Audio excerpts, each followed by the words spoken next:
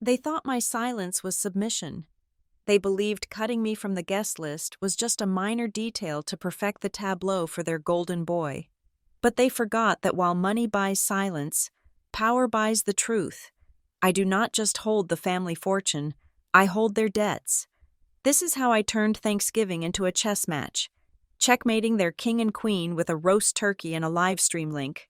My name is Anita Broadwell. I was sitting in my penthouse in Seattle, staring at a wall of rain that lashed against the floor-to-ceiling glass.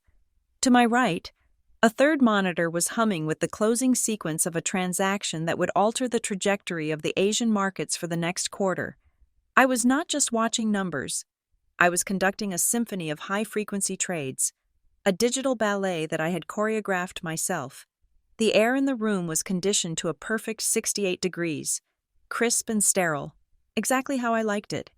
My reflection in the dark glass showed a woman in a charcoal silk blouse, hair pulled back into a severe, efficient bun. I looked like a machine. I felt like a machine. And that was the only way to survive in this city, in this industry, and certainly in this family. The Zoom window on my primary screen showed 3 men in London and 2 in Hong Kong. They were waiting for me to give the final nod on the integration of the Vanguard protocol. These were men who controlled billions of dollars, men who could topple governments with a whisper in the right ear. Yet they were all looking at me, holding their breath, waiting for the woman in Seattle to speak. The variance is within 0.02%, I said, my voice steady, betraying none of the adrenaline coursing through my veins. Proceed with the acquisition. Heads nodded, shoulders relaxed. I had just secured a deal that would net my firm 8 figures in consulting fees alone. I reached for my water glass, the condensation cool against my fingertips. When my personal phone buzzed on the mahogany desk, it was a jarring sound, an intrusion of the chaotic, messy analog world into my perfect digital sanctuary. I glanced down. The screen lit up with a single name, Mom. My heart did that traitorous thing it always did. It skipped a beat, a physical reaction to a psychological trigger installed 32 years ago. I minimized the window with the titans of global finance and picked up the device that tethered me to a modest 2-story house in Chicago. The message was long. Linda Broadwell did not believe in brevity. She believed in wrapping sharp objects in layers of cotton wool. Anita, honey, the text read, Dad and I have been looking at the logistics for Thanksgiving, since Caleb is in the final stretch of the campaign. We need to make this year about focus and image. We are going to do a very small, intimate dinner. Just Caleb, his wife, the kids, and a few key donors who need some FaceTime in a family setting. It is strictly political business. You understand, right? We will make it up to you at Christmas. I stared at the words. The glow of the screen seemed to burn into my retinas. You understand, right? I dissected the phrase with the same cold precision I used to tear apart failing algorithms. In the lexicon of the Broadwell family, you understand was not a question. It was a command. It was a code for know your place. It meant that I, the single daughter with the boring computer job and the lack of a husband to validate my existence, did not fit the aesthetic. I was a glitch in the perfect interface they were trying to present to the world. Caleb was the golden child. Caleb was running for city council. Caleb had the dentist wife with the perfect veneer smile and 2 children who looked like they were manufactured in a catalog factory. Caleb was the investment. I was the write-off. A memory clawed its way up from the depths of my mind, unbidden and unwanted. 3 years ago, the last time I had flown back for Thanksgiving, I remembered walking into the dining room, smelling the sage and roasted garlic, feeling a momentary flicker of hope that this time would be different. Then I saw the seating chart. The main table was set with the good china, the crystal goblets, the heavy silverware passed down from grandmother to father. Caleb sat at the head, his wife to his right, my parents flanking them like proud guards, and there, set up in the drafty hallway between the dining room and the kitchen, was a card table, the kind with vinyl padding that rips if you look at it wrong. I was 30 years old. a vice president of engineering, and I was seated at the children's table with my teenage cousins who spent the entire meal on TikTok. I remembered the humiliation burning the back of my throat like bile. I remembered my mother patting my shoulder as she walked by with a platter of stuffing, whispering that there just wasn't enough room at the big table because they had to invite the local pastor. "You understand, right?" she had said then. I understood perfectly. I was the backstage crew. I was the audience. I was never the main character. I looked back at the message on my phone. The men in London were typing their congratulations in the chat box of the Zoom meeting, praising my brilliance, my foresight. My mother was telling me I wasn't good enough to eat turkey with a few local donors because I didn't look the part. My fingers hovered over the keyboard. Part of me, the part that was still a wounded little girl wanting daddy's approval, wanted to argue. I wanted to say that I could buy a dress that cost more than their car. I wanted to scream that I could fund Caleb's entire campaign with the interest from my savings account alone. But I knew it wouldn't matter. To them, my money was abstract, invisible, probably exaggerated. They thought I was a glorified IT support technician. They thought I fixed printers and reset passwords for a living. They had no concept of the world I actually inhabited. I typed a reply, 3 words, no emotion, no punctuation other than the final period. "Okay, good luck." I hit send. Then I locked the phone and placed it face down on the desk. The Zoom meeting ended. The screen went black. I was alone in the penthouse. The silence should have been comforting. But today it felt heavy, suffocating. It felt like the confirmation of everything my parents thought about me. That I was alone, that I was unlovable, that I was easily discarded. I stood up and walked to the window, looking down at the gray smear of Seattle. They had no idea. Robert and Linda Broadwell prided themselves on being old money adjacent. They lived in a world of country clubs and passive-aggressive politeness, worrying about tuition fees and mortgage rates while pretending they weren't. They thought Caleb's salary as a lawyer was the pinnacle of success, if they only knew. Last week, I had finalized the sale of Silent Hawk. It was a predictive trading algorithm I had spent 5 years building in the dark hours of the morning. It utilized quantum probability to predict micro-fluctuations in currency markets before they happened. A hedge fund in Connecticut had purchased the exclusive rights. The wire transfer had cleared yesterday. $40 million. That was $40 million after taxes. I was not just rich. I was wealthy in a way that my parents could not even comprehend. I could buy their entire neighborhood. I could buy the country club they were so desperate to remain members of and turn it into a parking lot if I chose to. But they didn't know. To them, I was just Anita, the one who didn't marry, the one who lived far away, the one who worked with computers. I picked up the landline. The secure line. I dialed a single number. "Broadwell residence, Marcus speaking." A voice answered on the first ring. Marcus was my personal assistant, my estate manager, and the only human being on the planet who knew the full extent of my balance sheet. He was based here in Seattle, operating out of an office 2 floors down. "Marcus," I said, my voice flat. "Cancel the flight to Chicago." There was a pause. Marcus knew my schedule better than I did. He knew how much I had agonized over this trip, how I had already bought the gifts. The commercial flight, Ms. Broadwell, the one in economy? "Yes," I said. I always flew economy when visiting home. It was part of the camouflage. It kept expectations low. "Cancel it, and cancel the hotel booking near their house." "Is everything all right, ma'am?" Marcus asked. His tone was professional, but there was a hint of genuine concern. He had been with me since the first million. He had seen the late nights, the stress, the isolation. "Everything is fine," I lied. "Plans have changed. My presence is not required." "Very well. I will process the cancellations immediately. Shall I clear your schedule for the week of Thanksgiving?" "Yes," I said. "Clear it. I am going to be unavailable." I hung up. The emptiness of the apartment seemed to expand. I walked to the kitchen island, a slab of Italian marble that cost more than my father's car, and poured myself a glass of sparkling water. I took a sip, but it tasted like ash. Why did it still hurt? I had $40 million in the bank.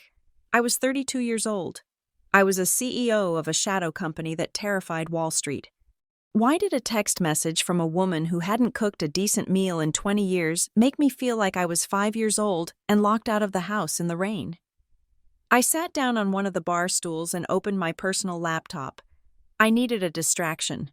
I logged onto Facebook, a platform I rarely used, mostly to keep tabs on the extended family without having to actually speak to them. The feed was a barrage of political ads for Caleb. Vote Broadwell for a brighter future. Family values you can trust.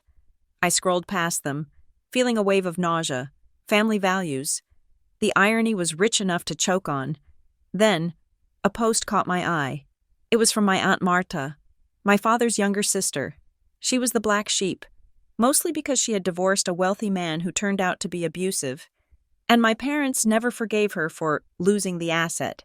She lived in a small apartment in Ohio and worked 2 jobs.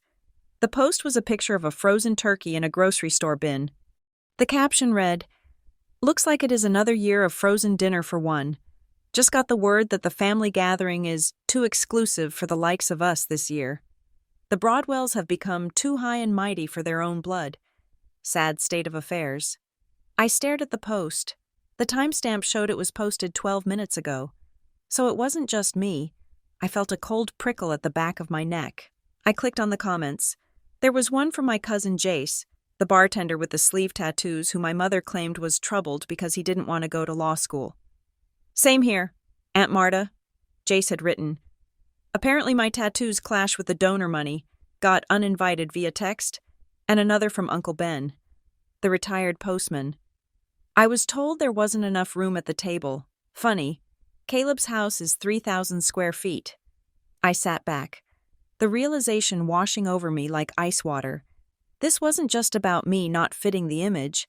This was a purge. My parents were curating their lives, pruning the branches they deemed unsightly to present a manicured, false version of the Broadwell tree to Caleb's donors. They were ashamed of us, all of us. The sadness that had been weighing down my chest evaporated. In its place, something else began to rise. It was cold, sharp, and familiar. It was the same feeling I got when I found a flaw in a competitor's code. It was the thrill of the hunt. They wanted a small party? They wanted to play games with invitations? Fine. If they wanted to exclude the embarrassments of the family, then perhaps the embarrassments should have a party of their own. I looked around my penthouse. Seattle was too far, too disconnected. I needed somewhere closer to the heart of the East, somewhere that screamed power. But in a language my parents couldn't speak. I remembered the asset I had acquired 2 years ago. It was an impulse buy, a hedge against inflation, a place I had visited only once for the final inspection. The Apex. It sat on a ridge in Stowe, Vermont. It was not a house. It was a compound. $15 million of glass, steel, and timber, designed by an architect who usually built museums. It had 8 bedrooms, a heated outdoor infinity pool that looked out over the ski slopes, a private cinema, and a professional kitchen capable of serving a banquet for 50. It was currently sitting empty.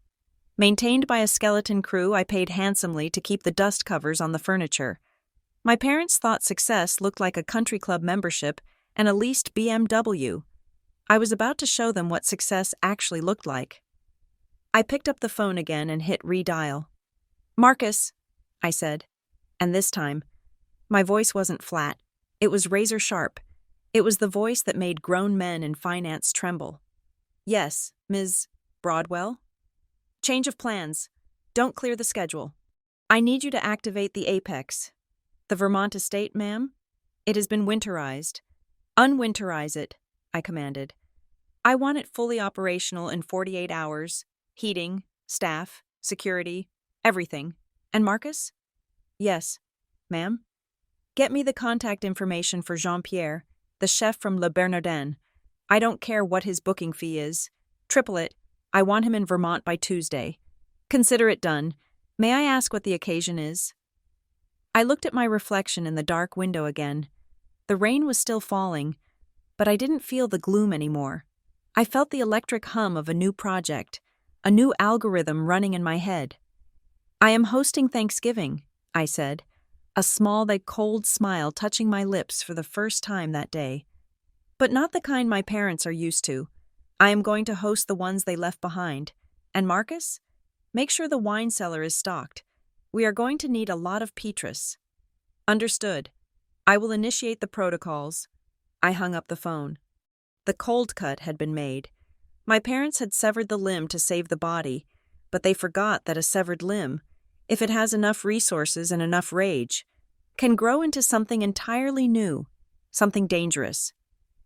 I opened a new browser window and began to type out a list of names: Aunt Marta, Jace, Uncle Ben, Iris, the leftovers, the rejects. They thought they were uninvited. They had no idea they were about to receive the only invitation that mattered. I leaned back in my chair, watching the numbers on my screens flicker and dance. The market was closing, but my work was just beginning. Let the game begin. The glow of my monitors was the only light in the room, casting long, sharp shadows across the floor. I was not looking at stock tickers anymore. I had opened a new spreadsheet. It was blank, save for a single column of names I had typed from memory. These were not assets to be traded.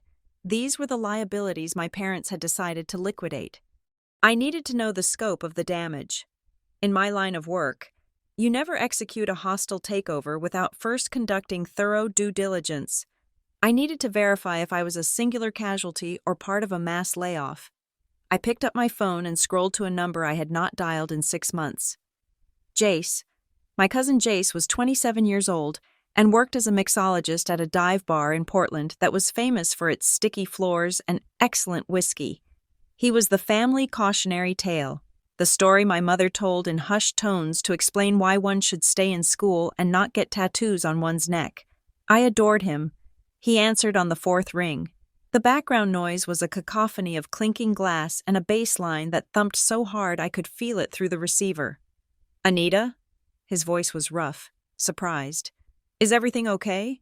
You never called during shift." "I have a question."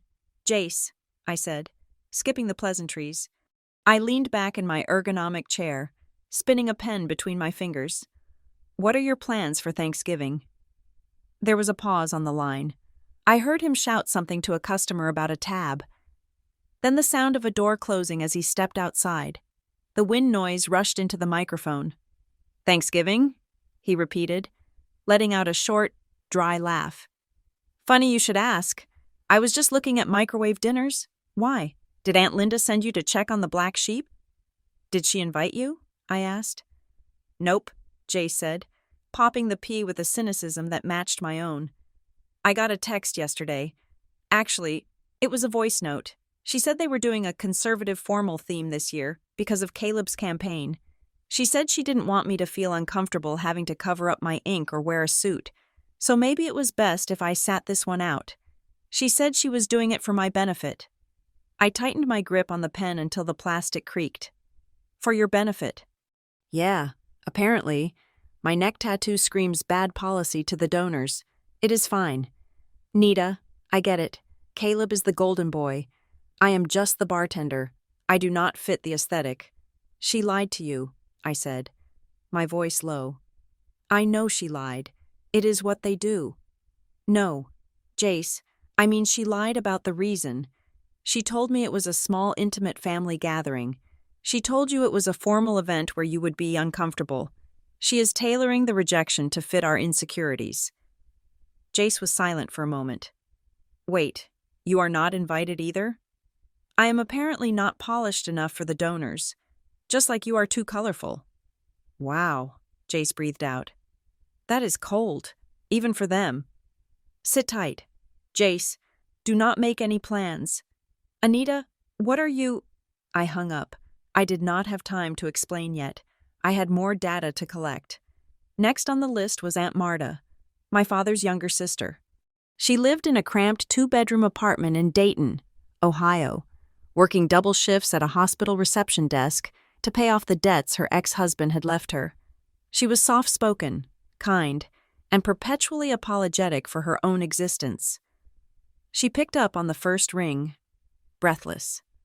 Anita! Oh my goodness! What a surprise! Is everyone okay?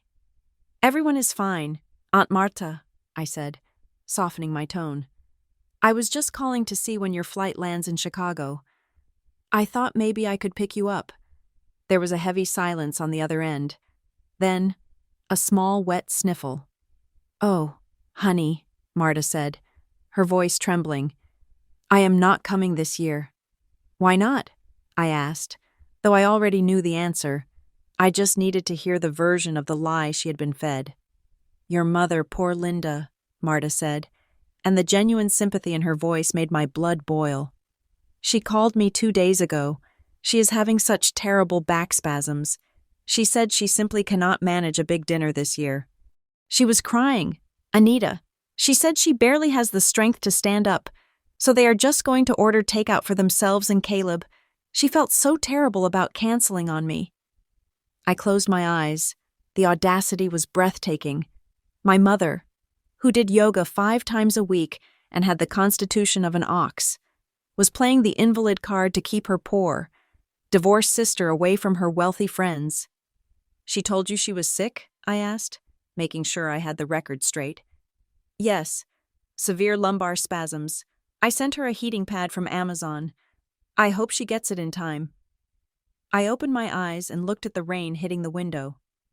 Aunt Marta, listen to me very carefully. Mom is not sick. Her back is fine. What? But she sounded... She is throwing a massive political fundraising dinner for Caleb. I cut in. She uninvited you because she thinks your financial situation complicates the image. She thinks you look tired. She thinks you look poor. It was cruel to say it, but I had to cauterize the wound so it could heal. I heard a gasp on the other end, followed by a silence that was far more painful than Jace's cynicism. Oh, Marta whispered. The sound was small and broken. I see. I suppose I should have known. I did not buy a new coat this year. I would have looked shabby. You would have looked like family, I said fiercely. And they are the ones who look cheap, Aunt Marta. Trust me. Do not cry. I am going to fix this. I ended the call. I spent the next hour working down the list. I called Uncle Ben, the retired postman who loved to tell long, rambling stories. His excuse? We are worried about the flu season. Ben, at your age, we cannot risk exposing you to so many people. A lie. I called my cousin Iris, a sophomore at a state college who was drowning in student loans. Her excuse? We know you have exams coming up. Dear, we do not want to distract you from your studies. A lie. I called Great Aunt Sarah, who was slightly deaf and spoke too loudly. Her excuse? The house is being fumigated for termites. It was a masterclass in manipulation. My parents had not just uninvited us. They had constructed a bespoke reality for each person, designed to minimize resistance and maximize their own comfort. They were fragmenting the family so that no 2 people would compare notes. If Jace talked to Marta, their stories would clash, but they rarely talked. My parents counted on our disconnection. They counted on our shame. They thought they were playing 3-dimensional chess. They did not realize they were playing against a grandmaster. I looked at the spreadsheet. It was no longer just a list of names. It was a roster, a team. I hit the intercom button for Marcus. Yes, Miss Broadwell? Status report on the Apex, I said. The cleaning crew is on site. The heating systems are at 100%. The driveway is being plowed as we speak. I have secured a fleet of SUVs for local transport. Good. Now, about the food. Did you get Jean-Pierre?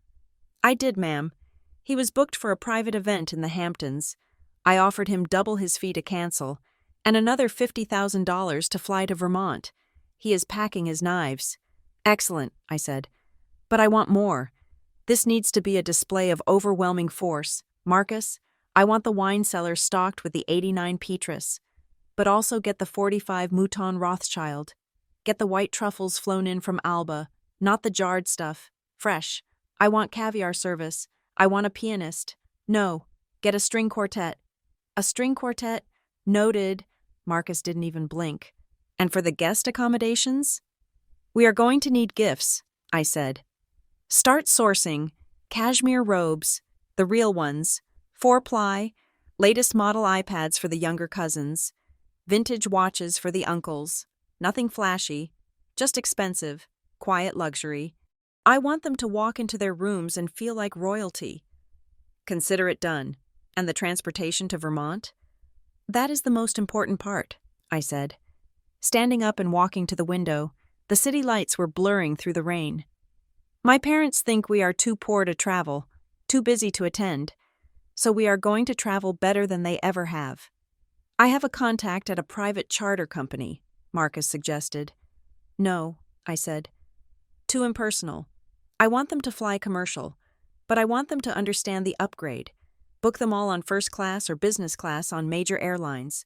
Delta One, United Polaris, whatever gets them to Burlington comfortably. I want them to sip champagne before they even take off. I want them to be picked up from their homes in black cars, not Ubers, livery service, drivers in suits. It will be arranged. Do you have the final guest list? I am making it now. I sat back down at my computer. I opened a new chat application, one that was encrypted and secure, but then I realized that was my paranoia speaking. This didn't need to be secure. This needed to be loud. I opened WhatsApp. I created a new group. I named it The Real Thanksgiving. I began adding contacts. Aunt Marta, Jace, Uncle Ben, Iris, Cousin Laura, second cousin Mike, one by one. I dragged the rejects into the digital room. 15 people.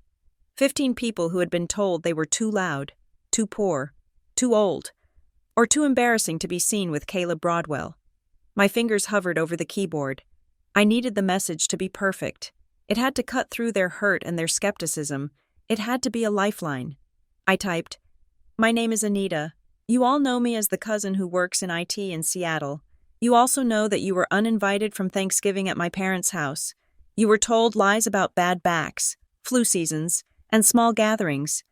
The truth is, they are hosting a donor dinner for Caleb, and they did not think we were good enough to be in the photos." I paused, letting the cursor blink. Then I continued, "They are wrong. I am not an IT support worker. I own my own firm, and I am tired of eating frozen turkey. I have opened my house in Stowe, Vermont. It is called the Apex. I am inviting all of you to join me for a real Thanksgiving. I will pay for everything. Black car service from your door. First-class flights, a private chef, no costs, no catch. The only rule is that you have to be there." I attached 2 photos. One was a screenshot of the flight itinerary template showing first class in bold letters. The other was a photo of the Apex taken last winter. It looked like a Bond villain's lair, glowing warm and golden against the twilight snow. The massive timber beams framing windows that revealed a roaring fire inside.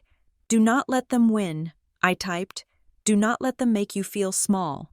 Come to Vermont and let us eat like kings." I took a deep breath. This was the point of no return.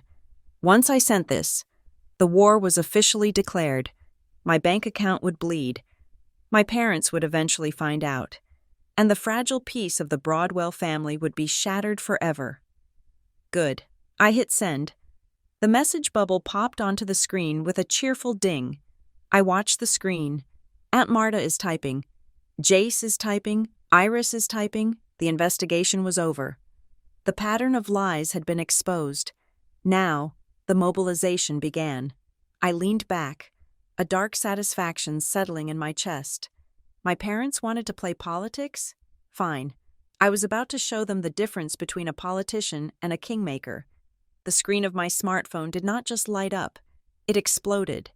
I had dropped a nuclear bomb into the family dynamic, and the fallout was immediate, chaotic, and precisely what I had anticipated.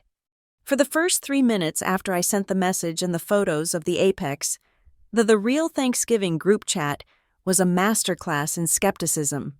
Years of being sidelined and treated as second-class citizens had conditioned my relatives to expect disappointment, not miracles. They did not believe in fairy tales, and they certainly did not believe that Anita, the quiet cousin with the sensible shoes and the computer job, was capable of funding a royal expedition. Jace was the first to break the silence. Jace, nice try. Did you get hacked? Don't click the link, guys. Probably a virus. Iris. Anita? Is this a joke? Because if it is really mean. I am literally eating instant ramen right now. Uncle Ben. I think her account is compromised. My neighbor got a message like this once. Asked for $500 in gift cards. Do not send any money. I watched the messages scroll by, sipping my sparkling water. It was almost tragic. They were so used to the scrap table that they couldn't recognize a feast when it was plated in front of them.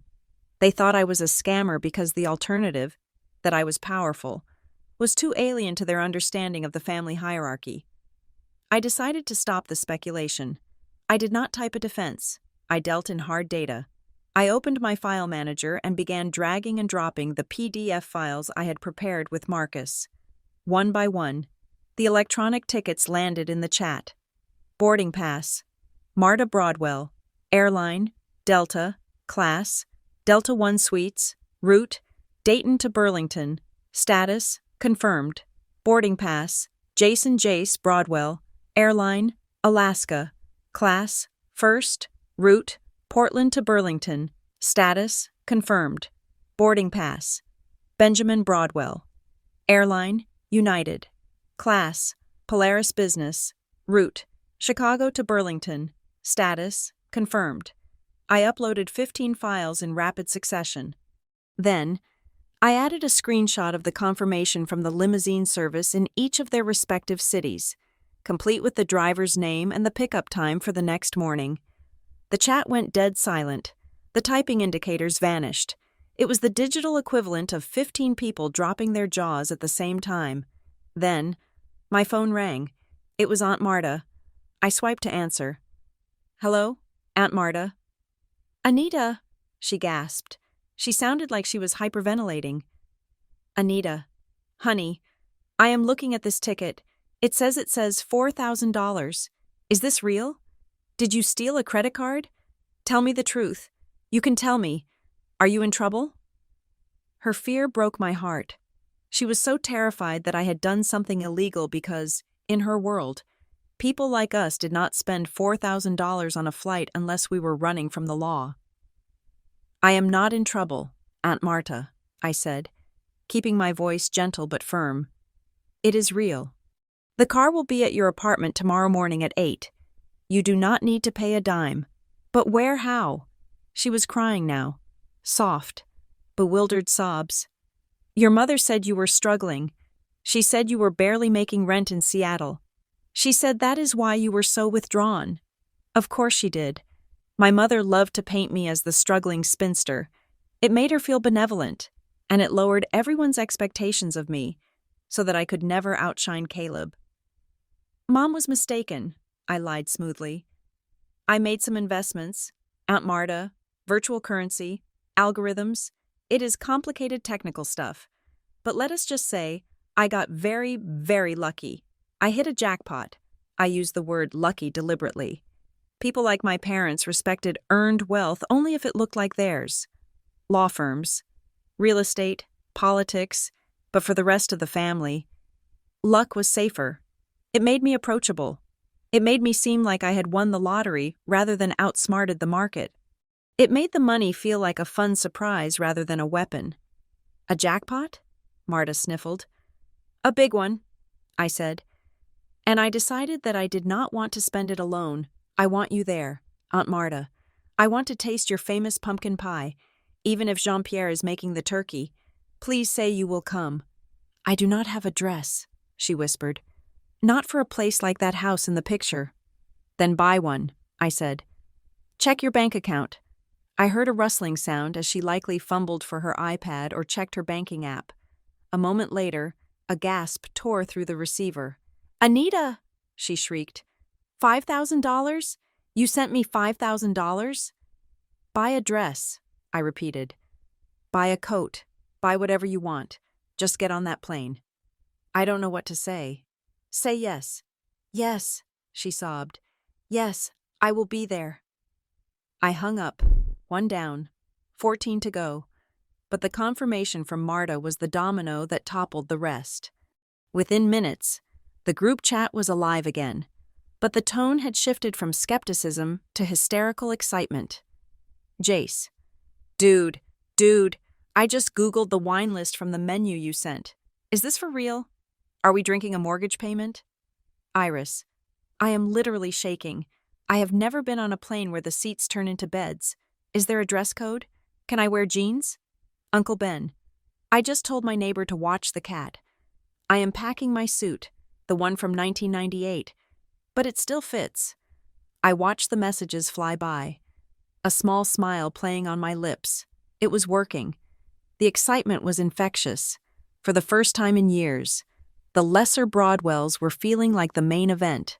However, in a family as porous as ours, good news travels fast, but gossip travels faster. I knew it wouldn't take long for the containment field to breach. Uncle Ben was the weak link. I loved him, but the man had the discretion of a foghorn. He likely called his sister, my mother, to brag, or perhaps to ask if she was sure she didn't want to come to Anita's palace. The inevitability arrived 2 hours later. My phone buzzed with a text from Linda Broadwell. I stared at the preview. My mother did not call when she was fishing for information. She texted because it gave her deniability. It allowed her to frame an interrogation as casual concern. Mom. Hi, honey. Weirdest thing. Uncle Ben just called me rambling about you taking everyone on a trip. I told him he must be confused. I hope you aren't doing anything rash. You know how Marta gets her hopes up. Also, remember we talked about you saving for a down payment on a condo? Don't waste your savings on a customized vacation. Real estate is the only safe investment. I analyzed the text. She was rattled. She wasn't angry yet because she didn't know the scale. She thought I was taking them to a rental cabin or perhaps a budget resort. She was trying to reassert control, reminding me of my place as the daughter who needed to save for a condo, the daughter who needed financial advice. I decided to give her nothing, no anger, no details, just a smooth, impenetrable surface. Anita. It is just a little getaway. Mom. Don't worry about it. Focus on Caleb's dinner. I hope the donors are generous. I hit send. Mom. Well, just be careful. You don't want to spoil them, and make sure Jace doesn't cause trouble. You know how he gets when he drinks. She couldn't help herself, even when she was excluded. She had to police the behavior of the family members she looked down upon. I didn't reply. I had more important logistics to handle. I opened the secure line to Marcus. Status, I said. The guests are all checked in for their flights tomorrow. Marcus replied instantly. However, I have a concern regarding security. Go on. If your family in Chicago finds out the location, and they will, there is a non-zero probability of an unwanted visitation, or more likely, press intrusion if Caleb realizes what is happening and tries to spin it. Agreed, I said. I need a perimeter. I have taken the liberty of contacting Stone, Marcus said. I raised an eyebrow. Though he couldn't see me, Stone was a legend in the private security sector. Former special operations. 6'4" of pure muscle and tactical intelligence. He didn't just guard bodies. He managed environments. He cost more per day than most people earned in a year. Is he available? He is. He is currently in Montreal. He can be at the Apex by midnight with a team of 4. Hire him, I commanded. I want the property locked down. No unauthorized vehicles within a mile of the gate. If my brother shows up, he is to be turned away. If he persists, he is to be removed. Politely, but firmly. And Stone? Yes? Tell him to wear a suit. I want him to look like Secret Service, not a bouncer. This is about projecting power, not violence. Understood. Stone will be there, with the physical security arranged. I turned my attention back to the digital battlefield. I opened Instagram. There it was. Caleb had posted a photo 10 minutes ago. The image was perfectly staged. It showed Caleb and his wife, breathless and smiling, holding glasses of red wine in their pristine beige living room. A fire was crackling in the background, probably a gas log. perfect and soulless. On the counter behind them, expensive ingredients were artfully arranged: a raw turkey, bundles of organic herbs, a bottle of expensive olive oil. The caption read, "Prep Night, getting ready for a cozy, intimate Thanksgiving with the people who matter most. Grateful for faith, family, and the future of our great city. Sometimes, less is more. Family values. Vote. Caleb Blessed Small Gathering." I stared at the hashtag, small gathering. It was a direct slap in the face to everyone he had excluded. He was bragging about the exclusivity. He was signaling to his donors that he was a man of refined taste who didn't associate with the riffraff. Even if that riffraff shared his DNA, the anger flared in my chest, hot and sharp. He looked so smug, so confident that the narrative belonged to him. He thought he could erase us. He thought that if he didn't post a picture of Jace or Marta, they effectively didn't exist. I looked at the photo of my cozy brother. Then I looked at the photos of the apex that Marcus had sent me. The soaring ceilings, the snow-covered mountains, the sheer, unadulterated opulence. I wanted to post it. I wanted to comment on his photo with a picture of my view and caption it. "Actual wealth doesn't need a filter. Caleb." But no, that was impulsive. That was amateur. A true strategist waits for the kill shot. If we posted now, Caleb would have time to prepare. He would spin it. He would say we were being wasteful, or that he was concerned about my spending. He would play the victim. I needed the element of surprise. I needed the contrast to be simultaneous and devastating. I went back to the Real Thanksgiving WhatsApp group. The excitement was still bubbling over. Jace was sending gifs of turkeys dancing. Iris was asking if there was a hairdryer in the bathrooms. I typed a new message. I pinned it to the top of the chat. Anita. "Attention everyone. I have one rule for this trip. It is non-negotiable." The chat paused. Anita. "Until we sit down for dinner on Thursday night, there is to be no posting on social media, no check-ins, no selfies, no stories, no location tags. We are going dark." Jace. "What? Why? I want to flex on my ex-girlfriend." Anita. "You will get to flex. I promise. But we are going to do it all at once. We are going to drop it like a bomb. If you post early, you ruin the surprise. Trust me. Do you want to just have a nice dinner? Or do you want to make history?" There was a brief pause as they digested this. They didn't know the full strategic picture, but they trusted the woman who had just bought them first-class tickets. Jace. "Roger that. Going dark?" Iris. "Secret mission. I love it." Aunt Marta. "My lips are sealed. I won't even tell the cat." I smiled. The trap was set. Caleb thought he was controlling the image. He thought he was the director of this show. He didn't realize that the cameras were already rolling on a different set, and I was the one holding the clapperboard. I closed my laptop. The rain in Seattle had stopped, leaving the city lights to glitter on the wet pavement. I stood up and walked to my bedroom to pack. I didn't need much. Just a few cashmere sweaters, my favorite boots, and the diamond earrings I had bought myself after the acquisition. Tomorrow, I would fly to Vermont. Tomorrow, I would step out of the shadows and into the light of my own making. And when the curtain finally rose on Thursday, the Broadwell family would never be the same again. My phone buzzed one last time. It was a confirmation from Stone. Stone. Asset secured. Perimeter established. Waiting for principal. I texted back. Principal inbound. The game was afoot. The air at Burlington International Airport was biting, a crisp preamble to the winter wonderland that awaited us. I stood by the private aviation terminal, my coat pulled tight against the wind, watching the commercial flight taxi to the gate. I had arrived 2 hours earlier on a private charter to ensure everything was perfect.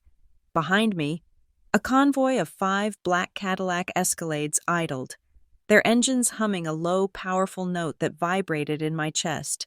The drivers, uniformed in impeccable black suits, stood like sentinels beside the doors, their breath puffing into the gray sky. When my family emerged from the terminal, They looked like a group of refugees who had accidentally wandered onto a movie set.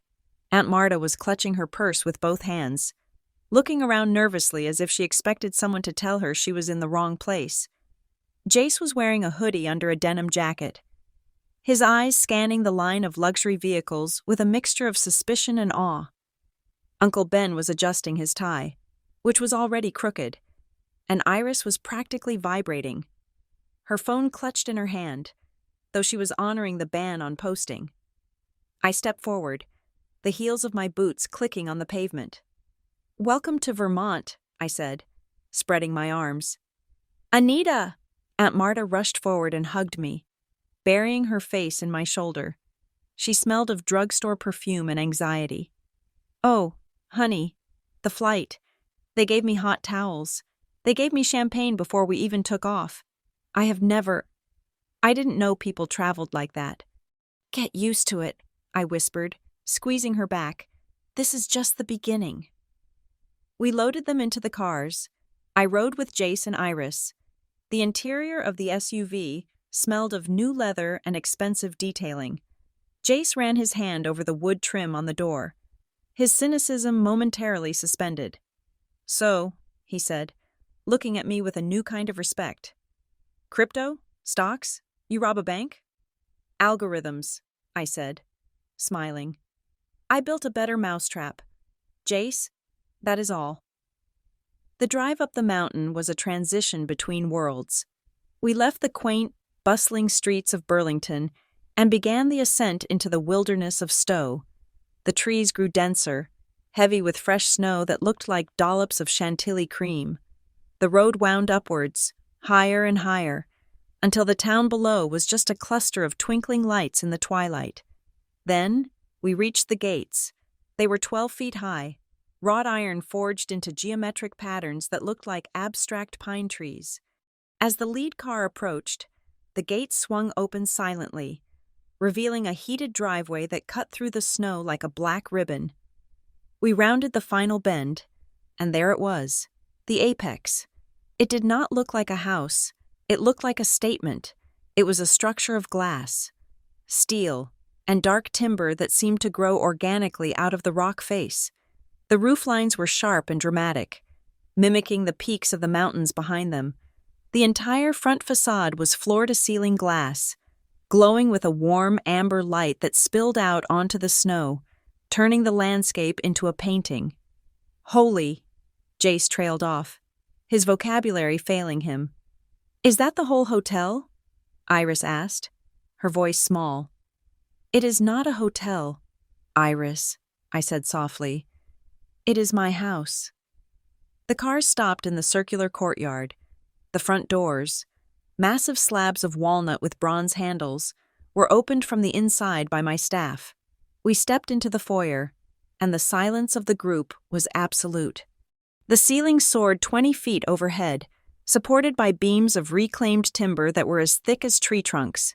To the left, a floating staircase made of glass and steel spiraled upward, but the centerpiece was the great room.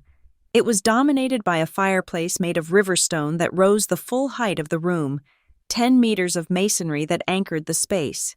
A fire was roaring in the hearth, logs the size of railroad ties crackling and popping, sending the scent of birch and wood smoke through the air. The floor was covered in white oak planks, softened by area rugs made of ethically sourced alpaca fur that were so deep you sank into them. Through the massive glass wall, the outdoor infinity pool steamed in the cold air, its turquoise water contrasting with the white snow and the purple twilight. "I feel like I should take my shoes off," Uncle Ben whispered, looking down at his worn loafers. "I don't want to dirty the floor." "Keep your shoes on." "Uncle Ben," I said, "this is a home, not a museum. Live in it." A man in a sharp gray suit stepped forward. This was Arthur, the house manager I had hired through the agency. "Good evening, Ms. Broadwell," he said, bowing slightly. "Welcome to the Apex. Champagne is being served in the lounge. Dinner will be ready in 45 minutes. "Thank you." "Arthur," I said, "please show everyone to their rooms first so they can freshen up, and make sure the luggage is handled." "Already done, ma'am." I watched as my family wandered through the space, touching the furniture, looking up at the chandelier that looked like a constellation of falling stars. Jace walked over to the window and stared out at the pool. "Is it heated?" he asked. 102 degrees, I said. "You can swim while it snows." He shook his head, a grin finally breaking through his shock. "This is insane. Anita, this is Batman levels of insane." "Go unpack. Jace, your room is the one with the view of the valley." As they dispersed up the stairs, chattering excitedly, I walked into the kitchen. It was a chef's dream. Stainless steel, copper pots hanging from a rack, a walk-in refrigerator that was larger than my first apartment. Standing at the island was a man in a pristine white chef's coat, inspecting a tray of mushrooms with the intensity of a diamond cutter. Jean-Pierre. "Chef," I said. He looked up, his face breaking into a charming, professional smile. "Mademoiselle Broadwell, the kitchen is adequate," coming from a man who had retained 3 Michelin stars for a decade. Adequate was high praise. "I trust you have everything you need?" "The truffles arrived an hour ago," he said, gesturing to the knobby white lumps on the counter that were worth more per ounce than gold. "And the beef, the marbling is exquisite. Japanese A5 Wagyu, from the Hyogo Prefecture. It will melt like butter on the tongue." "And the wine?" "Decanting now," he said, nodding toward a side table where 6 bottles of 1989 Petrus were breathing. Each bottle cost roughly $5,000. We were about to drink $30,000 of wine with dinner. A bold choice. Earthy, complex, perfect for the truffles. "Thank you, chef." I left the kitchen and climbed the floating staircase to the second-floor balcony that overlooked the great room. I stood there for a moment, gripping the cold steel railing, looking down at the empty space below. The fire popped. The wind howled outside, impotent against the triple-paned glass. For the first time in my life, I felt the physical weight of my power. In Chicago, at my parents' house, I was always shrinking. I was always trying to take up less space, to be quieter, to be less offensive to their carefully curated reality. But here, in this cathedral of wood and stone, I was the architect. I was the provider. I had moved my family across the country like pieces on a board, and I had placed them in a setting that redefined who they were. They were no longer the poor relations. Tonight, they were the elite. I went to my master suite to change. I put on a cream-colored cashmere sweater and loose silk trousers. Simple, comfortable, but undeniably expensive. I brushed my hair down, letting it fall over my shoulders. No tight buns, no corporate armor. When I came back downstairs, the family had reassembled in the lounge. They had showered and changed. Aunt Marta was wearing the silk robe I had left in her room over her clothes, stroking the fabric. Iris was holding a glass of champagne with 2 hands, terrified of dropping it. Arthur and the waitstaff began to circulate with hors d'oeuvres, caviar on blinis, foie gras on toast points. "Try the black stuff," Uncle Ben said to Jace, pointing at the caviar. "It tastes like the ocean, but rich." I stood back, watching them. The tension that usually defined our family gatherings, the fear of saying the wrong thing, the anxiety of being judged by my mother, was gone. In its place was a sense of wonder. But then, I saw it. Uncle Ben was standing near the fireplace. He had his phone out. He was holding it low, near his waist, trying to be discreet.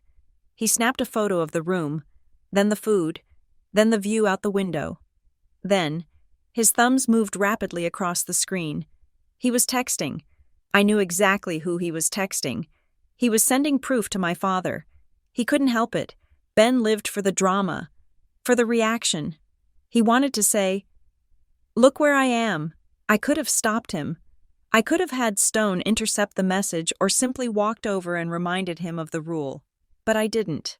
I took a sip of my champagne and let him hit send. Let them see.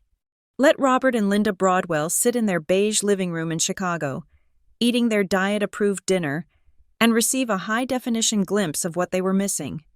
Let them see the 10-meter fireplace. Let them see the caviar. Let them see that the daughter they hid in the corner had built a palace they couldn't even afford to visit. Information was ammunition, and Uncle Ben had just fired the first warning shot. "Dinner is served," Arthur announced. We moved to the dining table. It was a massive slab of walnut, long enough to seat 20. I took the head of the table, the seat my father always occupied. The first course arrived. The scent of white truffles filled the air, earthy and intoxicating. "This is pasta?" Aunt Marta asked, looking at the delicate ribbons on her plate. "It is tagliolini with white Alba truffles," I explained. "Jean-Pierre shaved them fresh." Jace took a bite. He closed his eyes. "Oh my God," he moaned. "I can't go back to mac and cheese after this. Anita, you ruined me." Everyone laughed. It was a real laugh, not the polite tittering we did at Caleb's fundraisers. Then came the Wagyu. It was seared to perfection, dark on the outside, bright pink in the middle. Jean-Pierre came out to pour the sauce himself. I watched them eat. I watched Iris, who usually ate instant noodles in her dorm, savor a piece of meat that cost $300. I watched Aunt Marta, who counted coupons, drink wine that was older than her marriage. "To Anita," Uncle Ben said, raising his glass. His face flushed with wine and warmth. "For getting us out of the cold." "To Anita!" they chorused. I raised my glass. The crystal chimed against theirs. "To family," I said. "The real one." We drank. The Petrus was velvety, complex, tasting of dark fruit and history.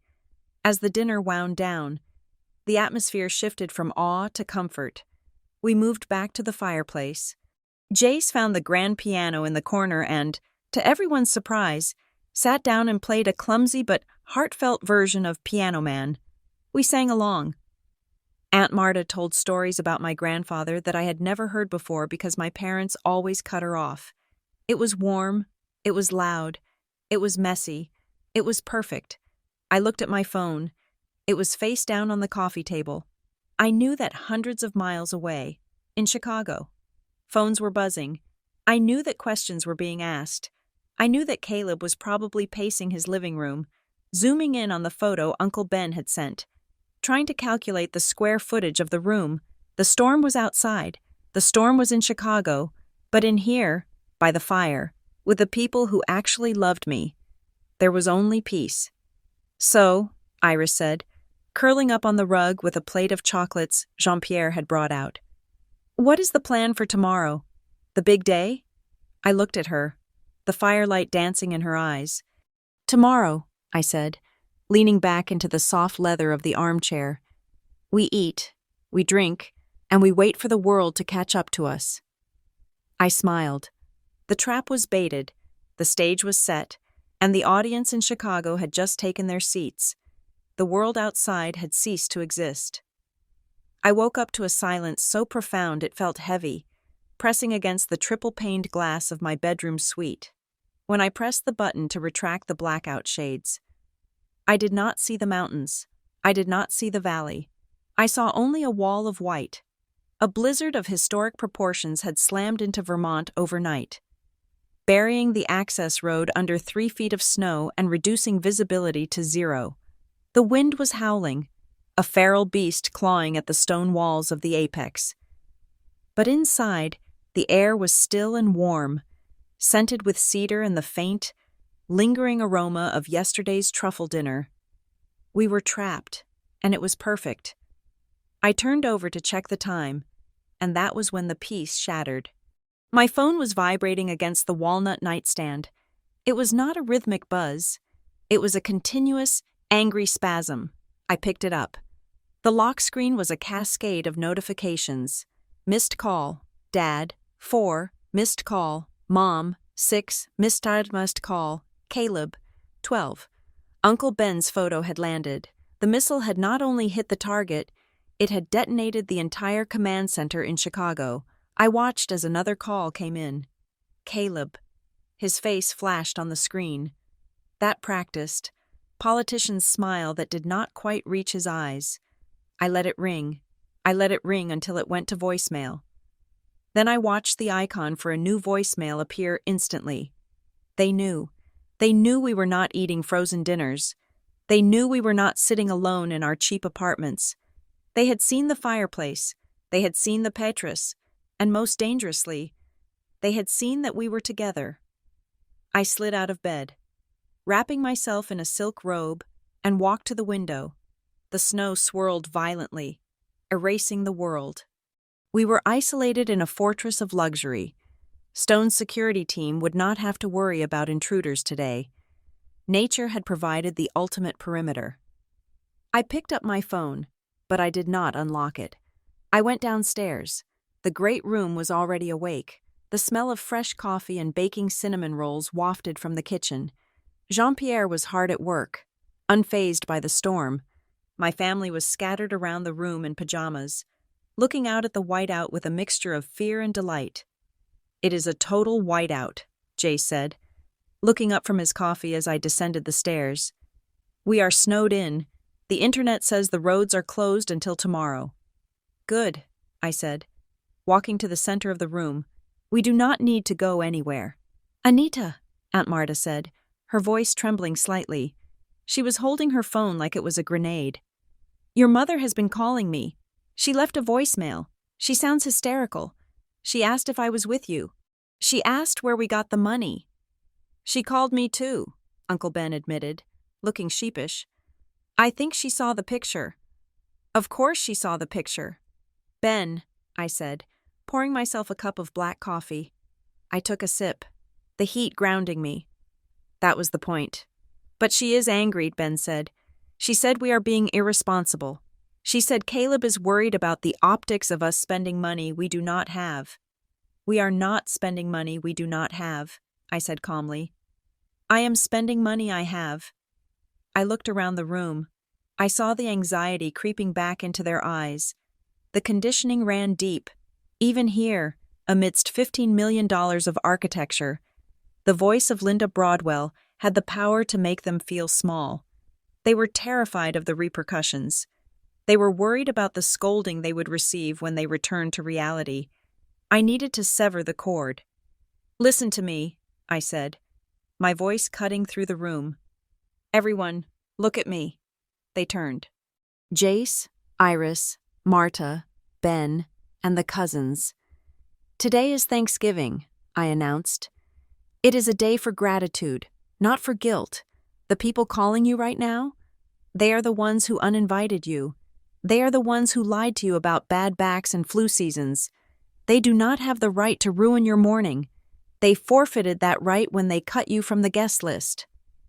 I set my coffee cup down on the stone mantelpiece with a sharp click. "New rule," I declared. "Phones off, not just silent, off. Put them in the basket by the door. If I see a phone, you are on dish duty." There was a hesitation. The digital umbilical cord was hard to cut. "Do it," Jay said, standing up. "She is right. Screw them. We are in a mansion in a blizzard. Let us enjoy it." He walked over and dropped his phone into the wicker basket near the entrance. One by one, the others followed. Aunt Marta hesitated, looking at her screen one last time, then sighed and dropped it in. "Freedom," she whispered. I smiled. "Thank you. Now, Jean-Pierre has prepared a breakfast buffet. Eat, relax. I have to go check on something in the study." I walked away, feeling a sense of triumph. I had secured the perimeter, or so I thought. I went into the library, a quiet room lined with books, and sat at my desk. I opened my laptop.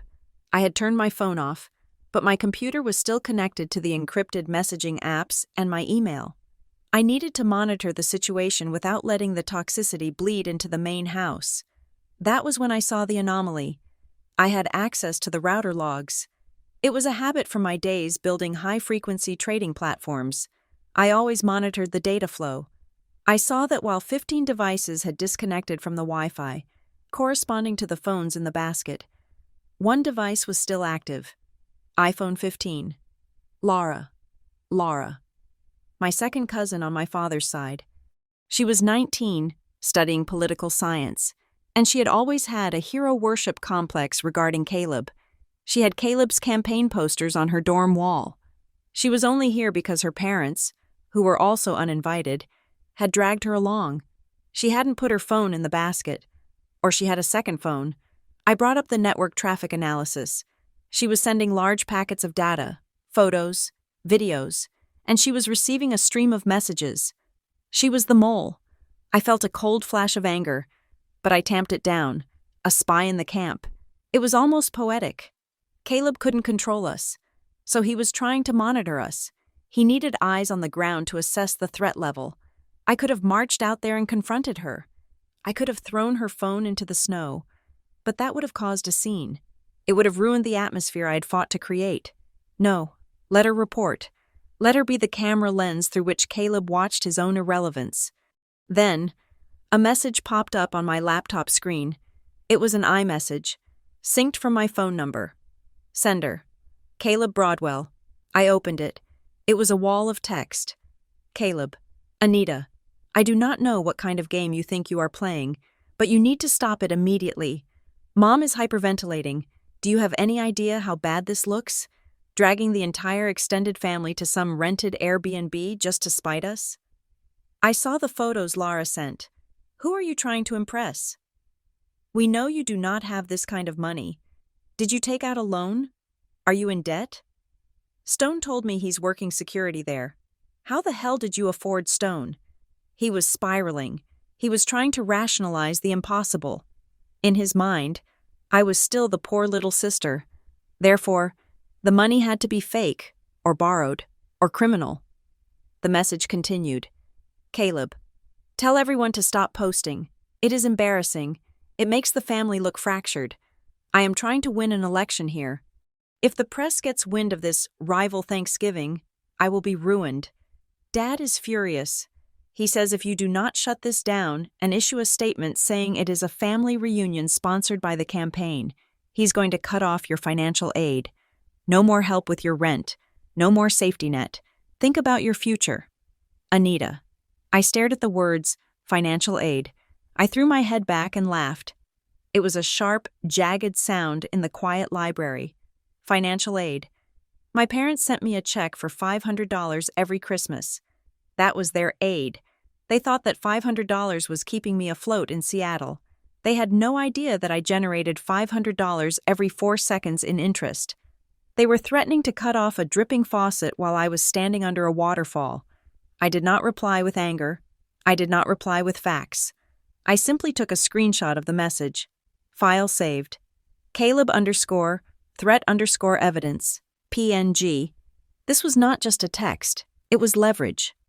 He was admitting that he wanted to control the narrative for political gain. He was admitting to coercion in the ruthless world of politics. This screenshot was a dagger I could twist later. I minimized the window. I would not let him inside my head, not today. I walked back out to the great room. The scene that greeted me stopped me in my tracks. The tension had evaporated, without the constant pinging of phones, without the lifeline to the judgment of Chicago. My family had reverted to something primal and beautiful. They had become a family again. Jace and Uncle Ben were sitting on the floor by the fire, engaged in a fierce game of chess on a board made of marble. Jace, the delinquent, was explaining a night maneuver to Ben, his face focused and intelligent. You see, Uncle Ben, Jace was saying, if you control the center, you control the board. Aunt Marta and Iris were at the long dining table, which was now covered in flour. They were helping Jean-Pierre make bread. The Michelin-starred chef was laughing, flour on his nose, as Marta showed him how to braid the dough the way her grandmother had taught her. No, chef, Marta was giggling. You have to pull it tighter, like this. It is about the tension. Oui, madame, Jean-Pierre said, bowing to her. I bow to your expertise. Lara was sitting in the corner, her phone hidden under a cushion, looking miserable. She was typing furiously, likely reporting to Caleb that we were baking bread. Poor girl. She was missing the magic because she was too busy trying to destroy it. I walked over to the sofa and sat down next to one of my younger cousins, a boy of 12 named Leo who was usually glued to an iPad. He was reading a physical book from the library shelves. Good book? I asked. Yeah, he said, not looking up. It is about a count who gets revenge. The Count of Monte Cristo? I asked. Yeah, it is cool. It is the best, I agreed. I looked around the room. The firelight danced on the walls. The snow battered the windows. A white curtain that separated us from the world of expectations. The world of not good enough. The world of Caleb's ambition. In Chicago, right now. My parents were likely pacing a sterile living room. They were probably yelling at each other. Caleb was checking his phone every 30 seconds, sweating through his expensive suit, terrified of a picture of a turkey. They were prisoners of their own image. We were the ones who were free. I realized then that this was not just about revenge. Revenge was the spark. But this was the fire. I hadn't just brought them here to spite my brother. I had brought them here to remind them of who they were. I was deprogramming them. I was showing them that their worth was not tied to Linda Broadwell's approval or Caleb's political career. I was building a new table. A table where Jace's tattoos didn't matter, where Marta's bank account didn't matter, where Uncle Ben's rambling stories were listened to with patience. "Anita!" Jace called out from the floor. "Checkmate! I beat the old man." "Beginner's luck!" Ben roared, laughing. "Set them up again. Join us." "Anita," Jace said. "Winner plays the CEO." I stood up and walked toward them. I left the laptop, the threats, and the millions of dollars in the other room. "You are on," I said. Outside, the storm raged on, burying the roads, burying the past. But inside, we were warm, and for the first time in 100 years, the Broadwell family was actually happy. The warmth of the fire had lulled us into a sense of timelessness. The chessboard sat abandoned, the pieces frozen in the middle of Jace's victory. The smell of rising dough from the kitchen had been replaced by the rich, savory aroma of roasting turkey, a scent that triggered memories of childhoods that were far less complicated than this one. We were safe. We were together. We were, for the first time in decades, a family without a hierarchy. Then, the intercom on the wall buzzed. It was a harsh, electronic sound that cut through the murmur of conversation like a knife. The room went silent instantly. Jace looked at me, his eyes widening. Aunt Marta froze, a glass of cider halfway to her lips. I walked to the wall unit and pressed the button. "Report?" Stone's voice came through, crackling with static interference from the storm. "Ms. Broadwell, we have a situation at the main gate. Sensors picked up a vehicle breaching the perimeter." My heart hammered against my ribs. "A vehicle?" "Stone. The road is buried under 3 feet of snow. Nothing can get through." "It is a modified all-terrain medical transport," Stone replied, his voice calm but urgent. "It pushed through the drift. It is at the front entrance now. They are requesting immediate assistance. They say they have a VIP on board." I frowned. A VIP? Caleb was in Chicago. My parents were in Chicago. Who else even knew we were here? "Let them in," I commanded, "but keep the team on standby." I turned to the room. The fear had returned to their faces. They looked like children waiting for a scolding. They thought the police had arrived, or perhaps my father had sent a demolition crew. "Stay calm," I said, though my own pulse was racing. "Jace, come with me to the door." We walked to the massive walnut double doors that separated the foyer from the blizzard outside. I could hear the wind screaming against the wood. A feral beast demanding entry. I nodded to Jace. He gripped the heavy iron handle and pulled. The wind hit us first. A blast of freezing air, white with snow, swirled into the foyer, instantly dropping the temperature by 20 degrees. Through the blinding white haze, I saw the silhouette of a massive, boxy vehicle with oversized tires idling in the courtyard, its headlights cutting through the storm like lasers.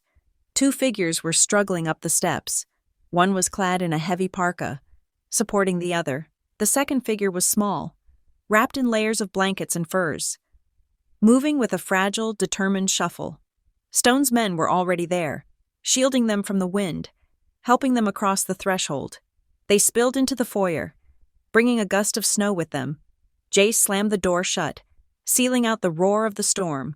The silence returned. But it was heavy now, The person in the parka pulled back her hood. It was a woman in her 40s with a kind, exhausted face. I recognized her immediately.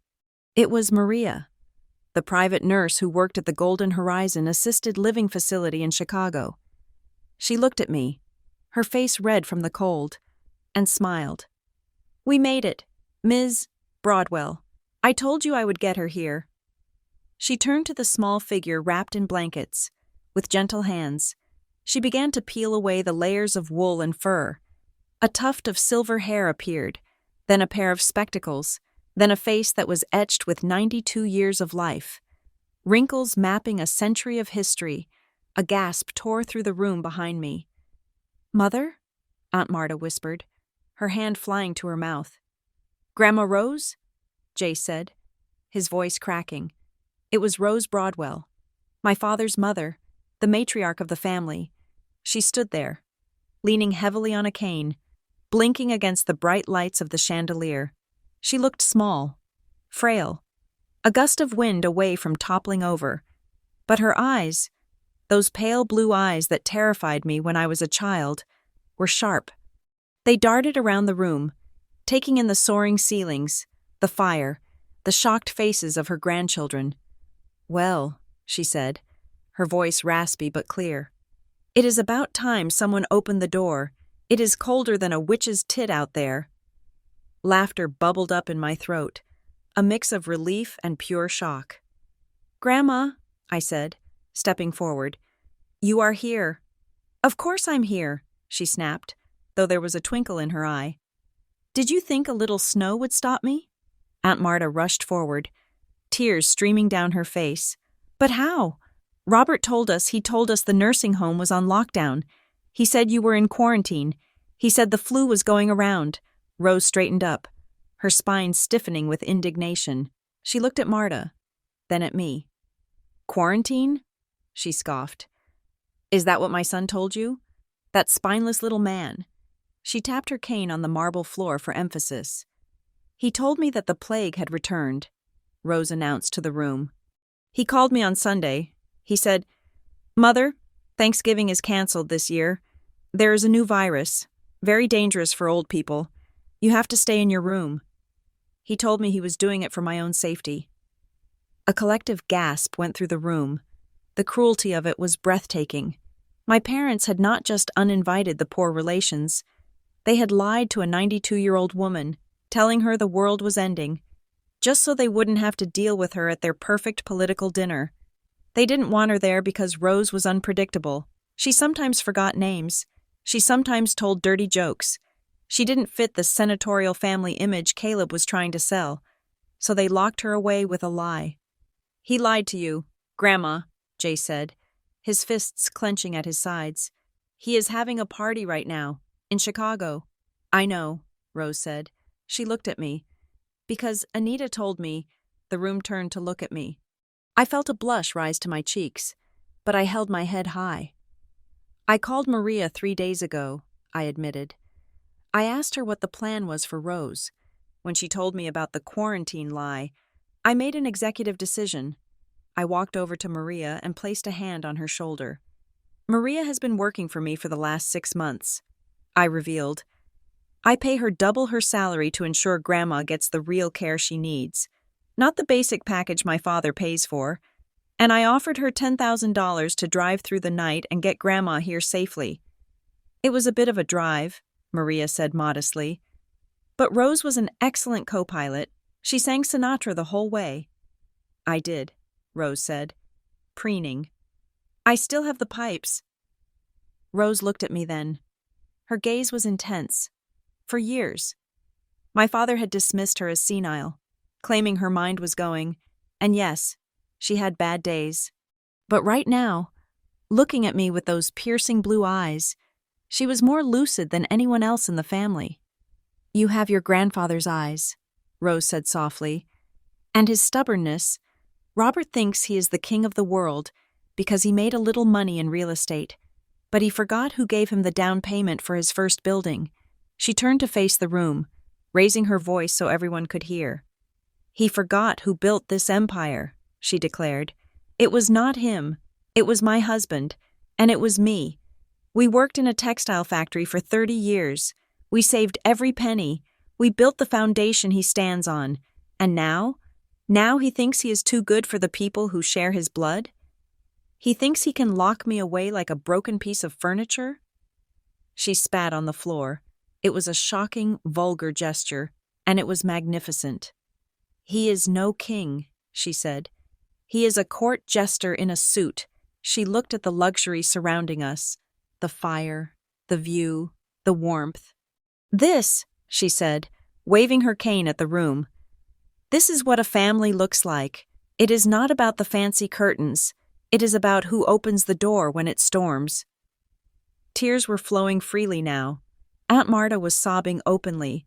Even Jace was wiping his eyes. Come, Grandma, I said, offering her my arm. Let's get you warm. Dinner is about to be served. Is there whiskey? Rose asked. The best, I promised. We have a bottle of Pappy Van Winkle with your name on it. Good girl. We moved to the dining room. The table was set with the finest china, the crystal gleaming under the soft light of the chandelier. There was a moment of hesitation. Usually, at family gatherings, my father sat at the head of the table. It was his throne. When he wasn't there, Caleb sat there. I walked Rose past the side chairs. I walked her past the spot where I usually sat. I walked her straight to the head of the table, the seat of power, the seat of the patriarch. I pulled out the heavy velvet chair. Please, I said. Sit here.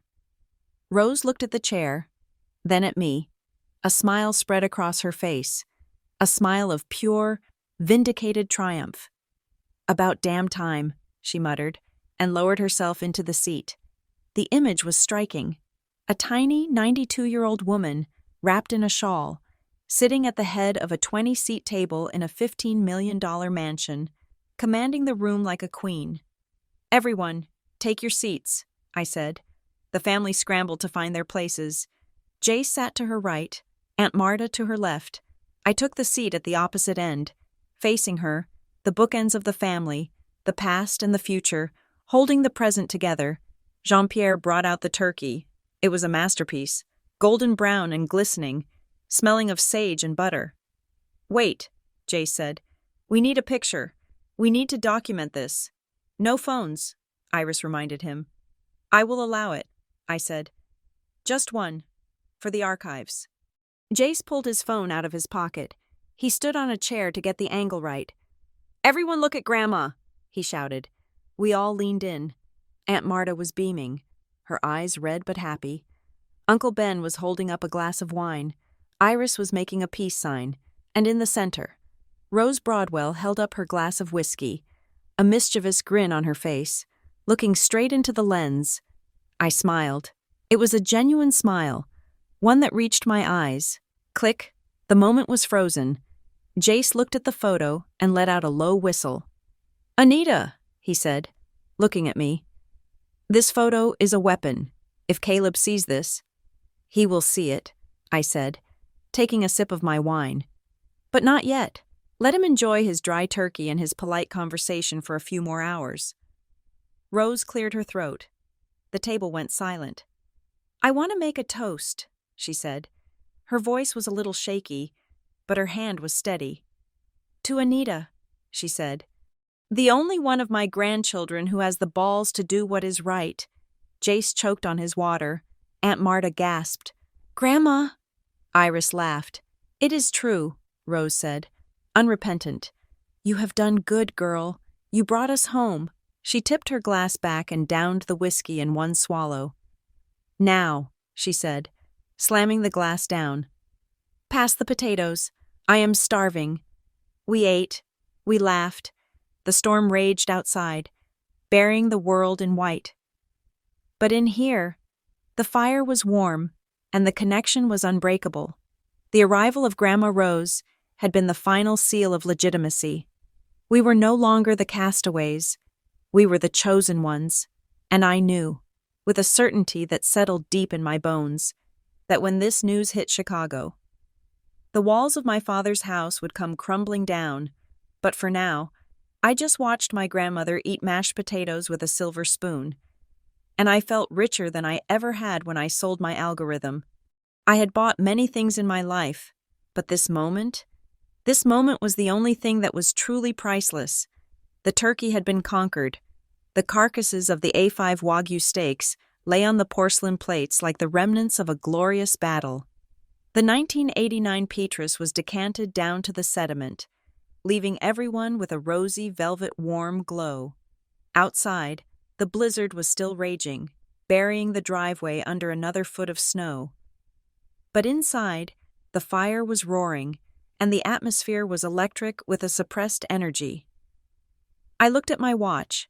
It was 7 o'clock in the evening, Eastern Standard Time, in Chicago. The intimate donor dinner would be in full swing. The salads would have been cleared.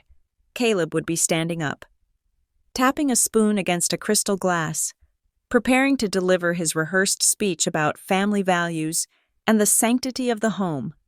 He would be smiling that practiced smile, flanked by my parents who were playing the role of the doting patriarch and matriarch. It was time. I stood up from the table, holding my wine glass by the stem. The chatter died down. Everyone looked at me. They were full, happy, and slightly tipsy. "Ladies and gentlemen," I said, my voice cutting through the warm air. "I believe I issued a standing order earlier today regarding mobile devices." "The ban," Jace groaned, leaning back in his chair. "Do not tell me we have to extend it. I need to check my fantasy football league." "On the contrary," I said, a slow, predatory smile spreading across my lips. "The ban is officially lifted. In fact, I am issuing a new directive. I want you to document exactly where you are. I want you to show the world what the reject table looks like." The reaction was immediate. It was like pulling the pin on 15 grenades simultaneously. Chairs scraped against the floor as everyone lunged for the wicker basket by the door, where their phones had been held hostage. "Operation Viral is a go," I whispered to myself. Jace was the first to strike. He didn't just take a photo, he directed a cinematic masterpiece. He climbed onto the sturdy oak bench to get the high angle. "All right, everyone," Jace shouted, holding his phone steady. "Look alive. Raise those glasses. Jean-Pierre, wave the carving knife." I watched his film. He started with a panning shot of the room, the soaring timber beams, the 10-meter stone fireplace, the snow swirling violently against the floor-to-ceiling glass. Then, he moved to the table. He zoomed in on the silver platters, the empty bottles of vintage wine, the truffles that were scattered like confetti. Then, the camera landed on the people. He caught Aunt Marta laughing, her head thrown back, looking younger than she had in 20 years. He caught Iris holding up a piece of chocolate cake. And finally, the pièce de résistance. He zoomed in on Grandma Rose. She was sitting at the head of the table, wearing a cashmere shawl I had given her, holding a glass of Pappy Van Winkle. She looked at the camera, winked, and raised her glass in a toast that was both elegant and gangster. Jace tapped his screen furiously. "And posted," he announced. "Instagram story, Facebook, TikTok. I tagged Caleb. I tagged Mom. I tagged the Vote Broadwell campaign page. And for the caption, 'The leftovers are eating better than the main course. Thanksgiving of the rejects. Thanks to the boss, Anita Broadwell.'" "I posted too," Iris chimed in. "I just captioned mine. POV, you get uninvited, so you go to a palace instead." "I sent a picture to my Bridge Club group chat," Aunt Marta giggled. "That is 12 women who love to gossip. Your mother is going to hear about this before dessert is served." I sat back and opened my own phone. I didn't post anything. I was the architect. I didn't need to be the broadcaster. I just watched the data. The engagement metrics were vertical. Jace had 2,000 followers, mostly bar regulars and friends from college. But the algorithm loved a display of unexpected wealth. The views ticked up, 50, 100, 500. Then the shares began. Lara, the spy in our midst, had gone pale. She was staring at her phone, her thumbs flying. She wasn't posting. She was warning them. But it was too late. The signal was out. I switched to my monitoring app for Caleb's campaign. I had set up alerts for any mentions of his name combined with keywords like family, dinner, or grandmother. The first ping came from a local political blogger in Chicago who followed Jace for some reason. Tweet. Is Caleb Broadwell's sick grandmother currently drinking whiskey in a mansion in Vermont? Check out his cousin's story, Broadwell Gate. I smiled. The narrative was cracking. I could see the scene in Chicago vividly in my mind's eye. The dining room would be stiff. The air conditioning would be too cold. The turkey would be dry because my mother insisted on cooking it until it was sawdust to avoid salmonella. The donors, wealthy, influential people who spent their lives on their phones, would feel their pockets buzz. They would look down, discreetly at first. They would see the notification. Jace Broadwell mentioned you in a story. They would click, and they would be transported from their beige purgatory to our golden paradise. They would see the wagyu. They would see the fun. They would see the sheer, unadulterated life that was missing from Caleb's staged tableau. My phone buzzed. It was a text from an unknown number, but the area code was Chicago. Who is this?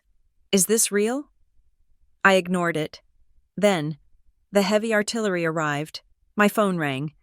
The screen lit up with a FaceTime request. Caleb Broadwell. The room went silent.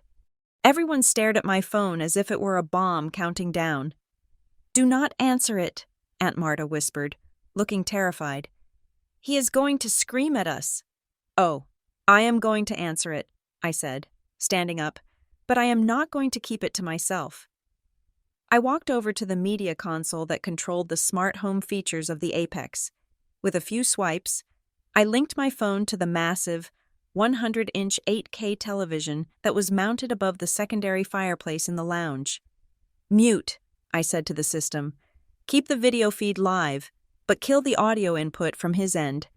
I did not want his poison in my house. I wanted his image, but not his voice. I accepted the call. The giant screen flickered, and then, suddenly, Caleb was in the room with us. He was larger than life, his face taking up the entire wall. The contrast was brutal. Caleb was huddled in what looked like the pantry or a hallway. The lighting was harsh fluorescent yellow, making his skin look sallow. His forehead was slick with sweat. His tie was loosened, hanging askew around his neck. His eyes were wide, frantic, darting back and forth. He was screaming. We couldn't hear him, but we could see the veins bulging in his neck. He was waving his arms, pointing at the camera, his mouth forming words that looked like, "What the hell? And you ruined everything, and how dare you?" Behind him, in the background of the shot, I saw my mother. She looked like a ghost. She was clutching a napkin, her face a mask of pure panic. My father was pacing behind her, looking at his phone, his face gray. It was a portrait of a family in collapse.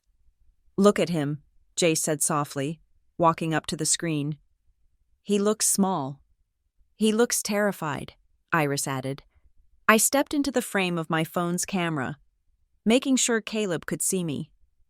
I stood against the backdrop of the roaring fire, the snow falling outside, and the long table laden with the remnants of our feast.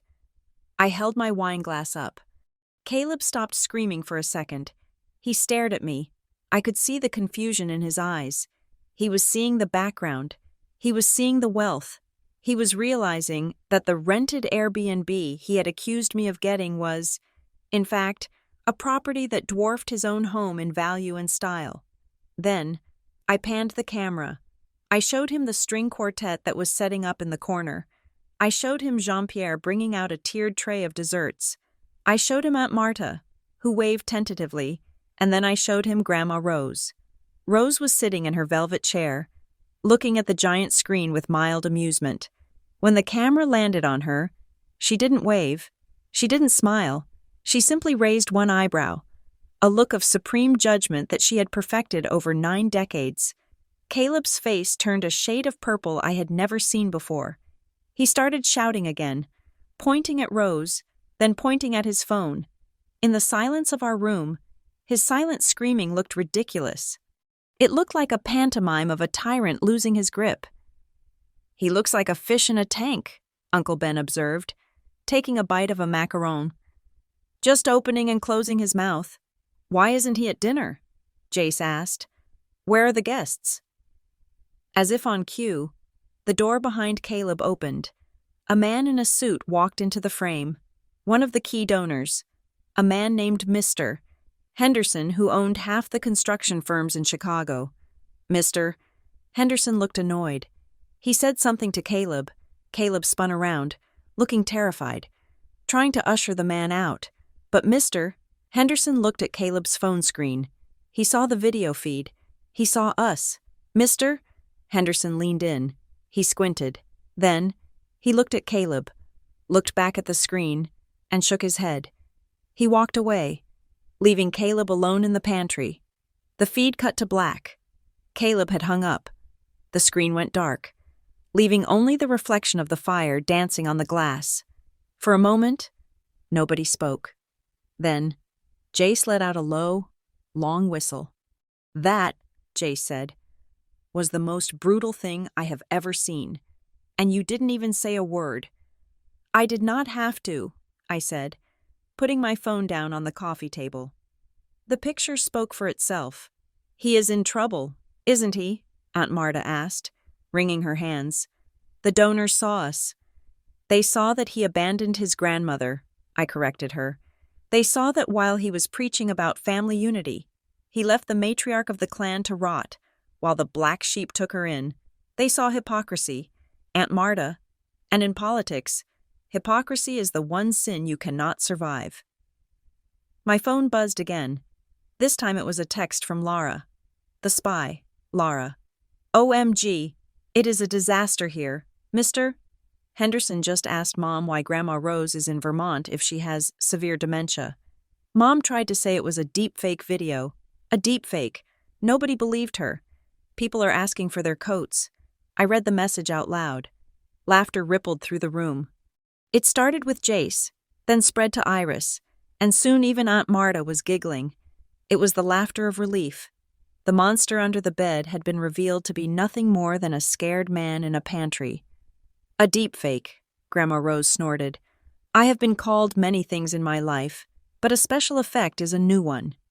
You are very high definition. Grandma, I said, kissing her on the forehead. So, Uncle Ben said, rubbing his hands together. The party in Chicago is over? I suspect so, I said. The donors are leaving. The narrative is dead. Caleb wanted a small, intimate gathering. Well, he is about to get his wish. It is going to be just him, his parents, and his lies. I walked over to the window. The snow was still falling, burying the world in white, but the path forward was clear. We had won the media war.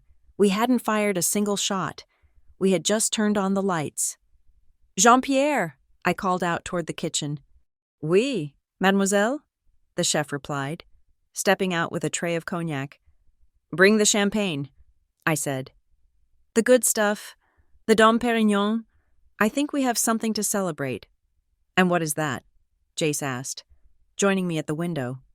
We just impeached the golden child, I said, looking at the reflection of my family, my real family, in the glass. And we did it with a filtered photo and a silent movie. I turned back to the room. Now, I said, who wants to play Monopoly? I feel like bankrupting someone. Jace grinned. I will be the banker. No, I said, taking the dice. I am always the banker. The night was young. The internet was buzzing. The Broadwell dynasty in Chicago was burning to the ground. And we were watching the flames from the most comfortable seats in the world. The digital fallout was not just a ripple. It was a tsunami. I sat in the wingback chair by the fire, a glass of mineral water in my hand, watching the world outside the windows dissolve into white darkness. Inside my device, however, the world was burning with a different kind of intensity. The photo Jace had posted, the one of Grandma Rose raising her glass of whiskey like a gangster matriarch, had jumped the containment line of our private circle. It had been picked up by The Chicago Scoop, a local political watchdog blog with 50,000 followers. The headline stared back at me, bold and accusing. Candidate Caleb Broadwell hosts donors while 90-year-old grandmother is exiled to Vermont. It was brutal. It was simple. It was unspinnable. Beneath the headline, the comments were a scrolling wall of judgment. Family values? He treats his own grandma like trash. I heard he told everyone she was sick. She looks pretty alive to me. Who is the girl in the background? Is that the sister he never talks about? I didn't have to lift a finger. The internet, that chaotic and merciless judge, was doing the work for me. I could visualize the scene in Chicago. The vibration of phones in pockets, the murmurs spreading from the end of the table to the head, the polite excuses as donors checked their watches, suddenly remembering early morning meetings or babysitters they had to relieve. Then, my phone rang again. It was not Caleb this time. It was my mother. I looked at the screen. Linda Broadwell, the woman who had taught me that appearances were the only currency that mattered, was now calling to beg for a loan. I swiped to answer, but I did not put it on the big screen. This conversation needed to be intimate. I wanted to hear the crack in her voice close up. "Hello, Mother," I said. My voice was calm, the steady hum of a flatline. "Anita!" Her voice was high, pitched somewhere between rage and hysteria. "Anita, you have to stop this immediately. Take it down. Tell Jace to take it down. You are killing him. You are killing your brother." "I cannot control Jace." "Mother," I said, inspecting my fingernails. "He is an adult, and frankly, he seems to be having a wonderful time." "You are live streaming," she shrieked. "I know you are. Mr. Henderson just left. He did not even finish his dessert. He said he could not support a candidate who abandons the elderly. Do you hear me? You are destroying 5 years of work." "I am not live streaming," I said, my voice dropping an octave, becoming cold and hard like the ice on the windows. "I am eating dinner. We are drinking wine. We are playing board games. We are doing exactly what you told us to do, having a quiet, separate gathering." "You did this on purpose," she sobbed. The anger was gone, replaced by a desperate, clawing panic. "You planned this. You stole Rose just to humiliate us. Why are you so cruel? Anita, after everything we have done for you?" "Everything you have done for me?" I repeated. The question hung in the air, heavy and toxic. "You mean the exclusion? The criticism? The way you erased me from the family portrait because I didn't fit the frame?" "We were protecting you," she cried. "You don't understand politics. You don't understand image." "I understand image perfectly." "Mother," I said, "and right now, your image is shattering. It is not my photo that is killing Caleb's career. It is your lie. You told everyone Rose was sick. You told everyone I was broke. You built a castle on a foundation of sand, and now you are surprised that the tide has come in." "Please," she whispered. It was the first time in 32 years I had heard my mother beg. "Please, Anita, issue a statement. Say it was a misunderstanding. Rose insisted on going to Vermont for the mountain air. Fix this." I listened to her breathing on the other end, shallow, terrified. "I cannot fix the truth, Mother," I said, "and I won't." I was about to hang up when a movement in the room caught my eye. Aunt Marta had stood up. She was standing near the fireplace, her hands gripping the back of the velvet armchair as if she needed it to stay upright.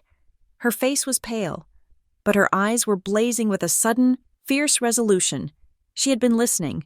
The room was quiet enough that they could all hear the tinny sound of my mother's voice leaking from the speaker. "Anita," Marta said, her voice shaking, "give me the phone." "Marta?"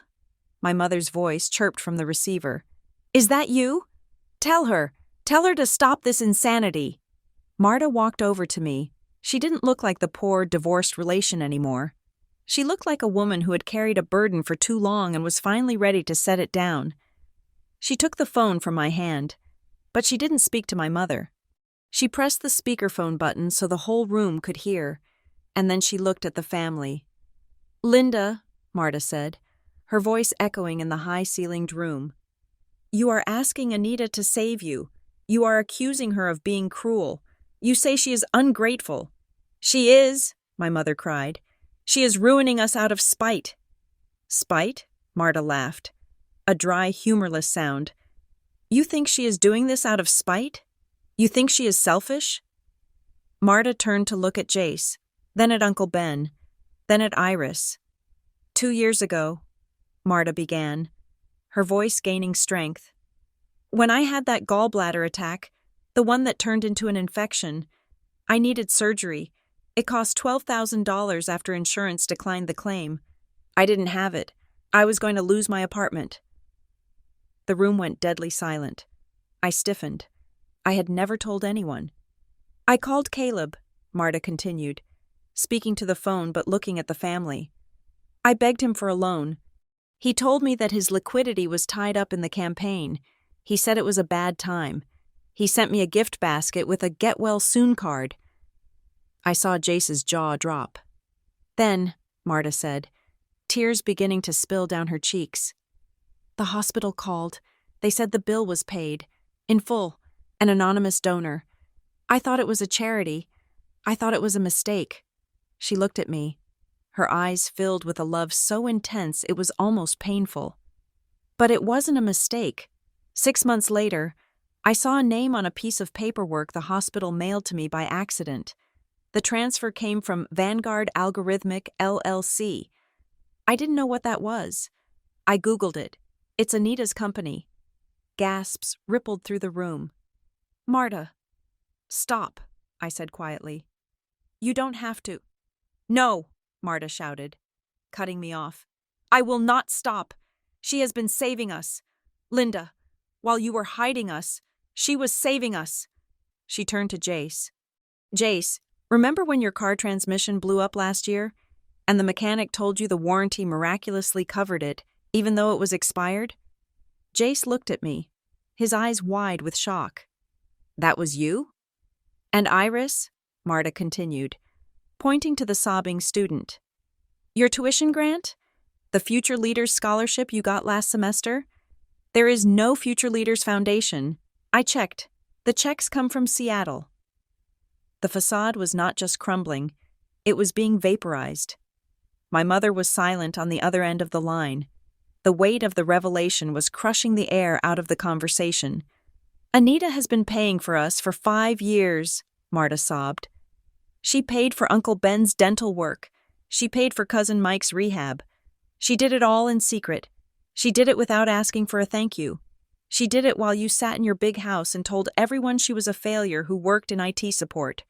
Marta took a deep breath, her voice trembling with rage. She is not the failure. Linda, you are. You and Robert and Caleb. You took everything from this family. Our dignity. Our pride. Anita gave it back. Marta dropped the hand holding the phone to her side, as if the device had become too heavy to hold. The silence in the room was absolute. It was a holy silence, the kind of silence that follows a miracle or a disaster. Jay stood up slowly. He walked over to me. He didn't say a word. He just pulled me into a hug so tight I thought my ribs would crack. He buried his face in my neck, and I felt the wet heat of his tears. Thank you, he whispered. I'm sorry. I didn't know. It's okay, I whispered back, my own throat tight. It's just money, Jace. It's just numbers. No, he said, pulling back and looking at me. It's not just money. You carried us. You carried us all, one by one. They came. Uncle Ben, Iris, the cousins. They surrounded me, a wall of warmth and gratitude. They weren't looking at me like a rich cousin anymore. They were looking at me like the head of the family. The loyalty that had been tethered to Chicago by fear and obligation had snapped. It had re-anchored itself here, in Vermont, to the woman who had protected them from the shadows. My mother was still on the line. I could hear her breathing, jagged and uneven. She had heard everything. She realized, perhaps for the first time, that she had not been fighting a jealous daughter. She had been fighting the true matriarch. Then, a cane tapped loudly on the floor. Tap, tap, tap. The circle parted. Grandma Rose was sitting in her chair, her face unreadable. She extended a trembling hand.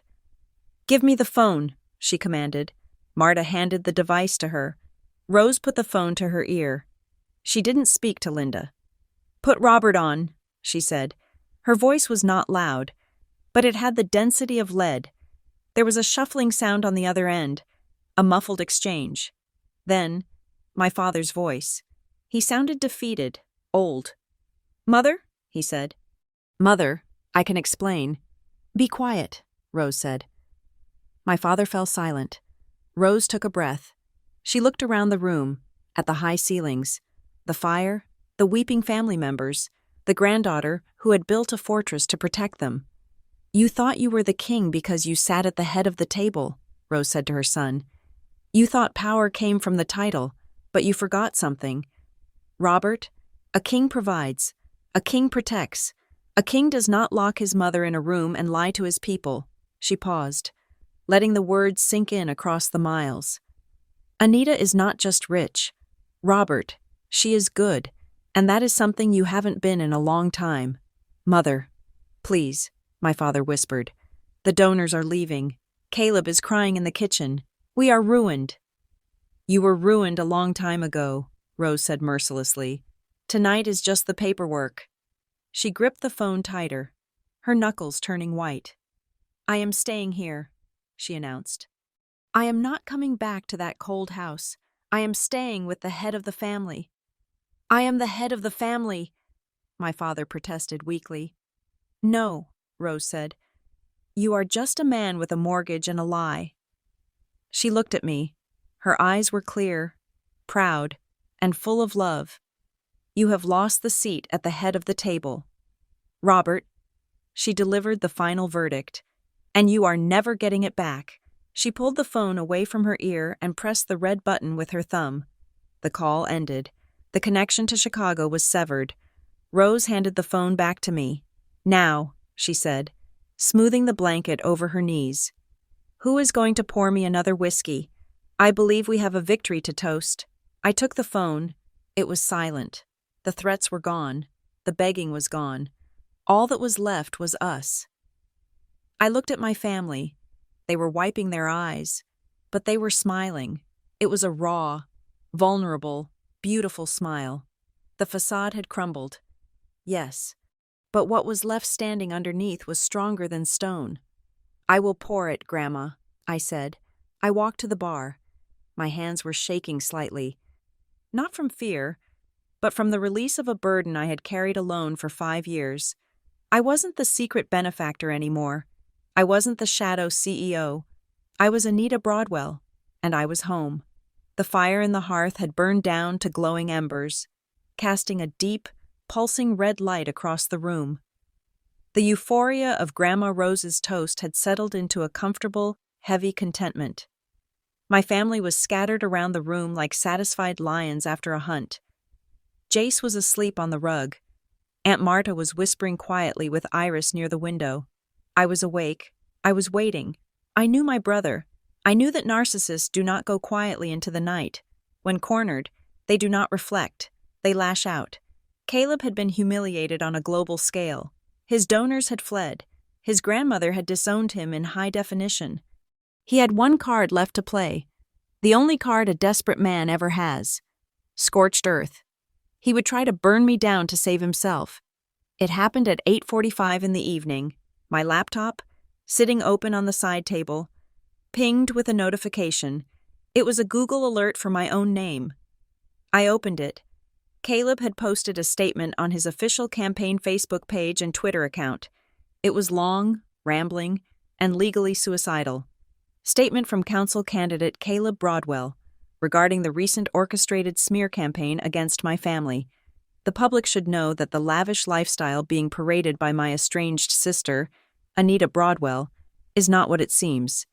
We have reason to believe these funds are the result of illicit offshore gambling operations and potential money laundering schemes. This is why our family distanced ourselves from her. We could not be complicit in her criminal activities. The authorities have been notified. Do not believe the lies of a fraudster. I read the words twice. He had accused me of a felony, publicly, in writing. A cold, sharp thrill ran down my spine. It was the feeling of a trap snapping shut. He had done exactly what I needed him to do. He had stepped onto the landmine I had planted 5 years ago. "Jace," I said softly. He stirred on the rug. "Yeah? Wake up. The finale is starting." I picked up my phone and dialed Marcus. He answered on the first ring, as if his hand had been hovering over the device. "I saw the post, Ms. Broadwell," Marcus said. His voice was crisp, professional, and tinged with a dark satisfaction. "He has accused you of money laundering." "He has," I said. "He has committed libel per se. He has maliciously attacked the source of his own lifeline. Though he does not know it yet. Marcus, execute phase dissolution." "With pleasure. Releasing the audit packages now." I hung up. Phase dissolution was a two-pronged attack. The first prong was the shield. Within 3 minutes, Marcus had uploaded a redacted but legally verified summary of my tax returns and the acquisition documents for the Silent Hawk algorithm to the same local news outlets that were covering Caleb's meltdown. The documents were stamped by one of the top 4 accounting firms in the world.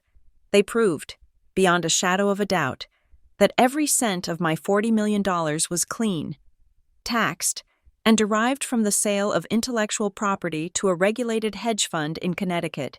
Caleb's accusation was debunked in 180 seconds. The internet, which had already turned on him, began to tear him apart.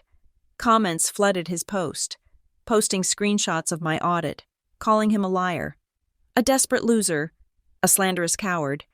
But the shield was just the setup. Now came the sword. I opened my email client.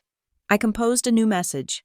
To Caleb Broadwell, Robert Broadwell, Linda Broadwell. Subject: Notice of default and immediate acceleration of debt. I took a sip of my wine. The taste of the 1989 Petrus was still lingering on my tongue. I savored it as I typed. Most people thought Caleb's campaign was funded by small donors and a few wealthy friends like Mr. Henderson. That was the public story. The reality was that Caleb had burned through his initial funding 6 months ago. He had needed a massive injection of cash to stay in the race. He had gone to a private equity firm called Aurora Holdings for a high-risk loan. Aurora Holdings gave him $2 million. Caleb thought Aurora Holdings was a shadowy group of investors looking for political favors. He did not know that Aurora Holdings was a shell company. He did not know that the sole shareholder of Aurora Holdings was Anita Broadwell. I owned his debt. I owned his house. I owned his campaign bus. I owned the suit he was wearing. I attached the loan agreement he had signed without reading the fine print. I highlighted Clause 14, Section B, the Morality and Non-Disparagement Clause.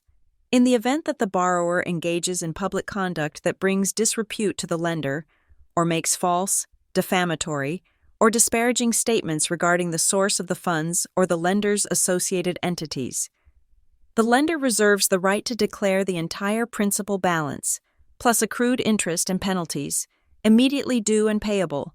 By calling me a money launderer, he had disparaged the source of the funds. He had disparaged the owner of Aurora Holdings. He had triggered the kill switch. I typed the body of the email. Dear Caleb, please find attached the audited financial records proving the legitimacy of my assets, which directly contradicts the libelous statement you published 10 minutes ago.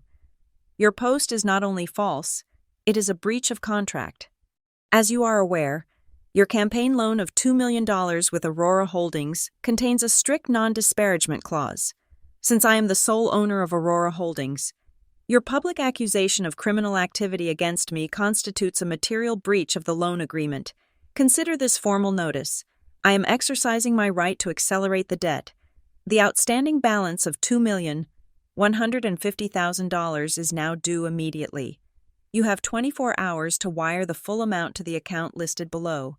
If payment is not received, I will move to seize the collateral listed in the agreement, your personal residence, your campaign assets, and your parents' home in Chicago, which was used as a secondary guarantee. Govern yourself accordingly. Sincerely. Anita Broadwell, CEO, Vanguard, Algorithmic/owner, Aurora Holdings. I hit send. I watched the screen. Sent. I waited. The room was quiet. Jace was sitting up now. looking at me with wide eyes. He sensed the shift in the air. This was not the fun, chaotic energy of the live stream. This was the cold, hard vacuum of space. 1 minute passed, 2 minutes passed. Then, the phone rang. It was Caleb. I did not put him on the big screen this time. I did not want my family to see a man die. I swiped to answer and put the phone to my ear. "Anita," he gasped. He sounded like he had been shot in the chest. There was no anger left, no arrogance, just the hollow, whistling sound of total devastation. "Hello, Caleb." "You," he choked out. "You are Aurora? You are the lender?" "I am. But that is $2 million. You can't. I don't have it. You know I don't have it. The campaign account is empty. We spent it all on ads." "I know," I said. "That is why I asked for the collateral." "The house?" His voice rose to a shriek.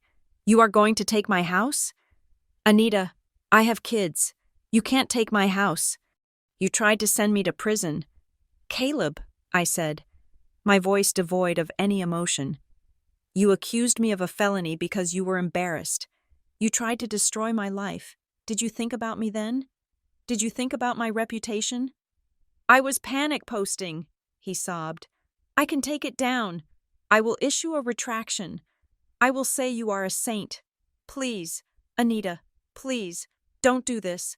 Mom and Dad put their house up too. If you call the loan, they will be homeless." "I know," I said. "I read the contract. I wrote the contract." I could hear chaos in the background. I heard my mother screaming.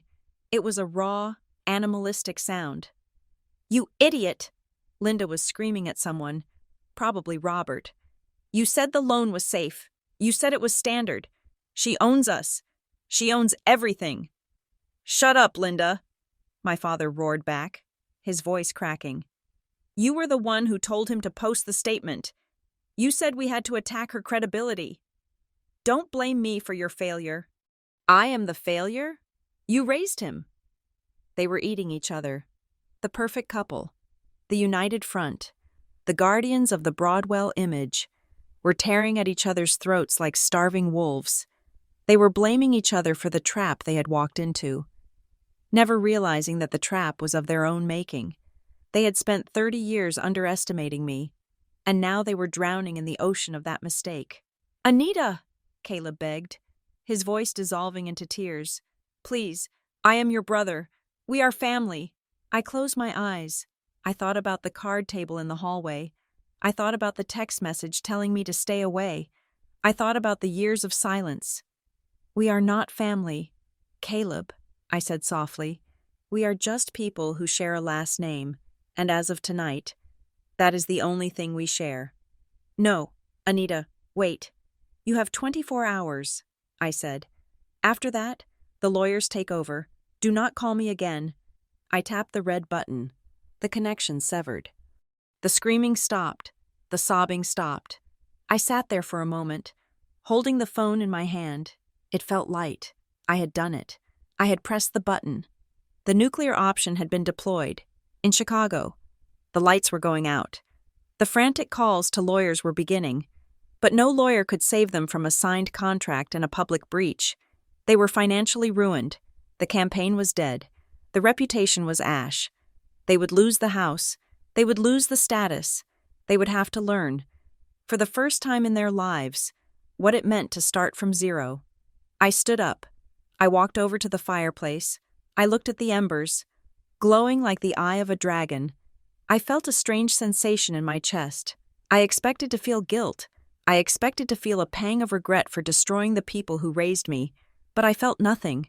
No, that wasn't true. I felt lighter. I felt like I had just taken off a heavy coat I had been wearing since I was a child. I turned around. My family, my real family, was watching me. They didn't know the details of the call, but they saw the look on my face. They saw the finality of it. "Is it done?" Grandma Rose asked from her chair. "It is done," I said. "The debt is called. The house of cards is down."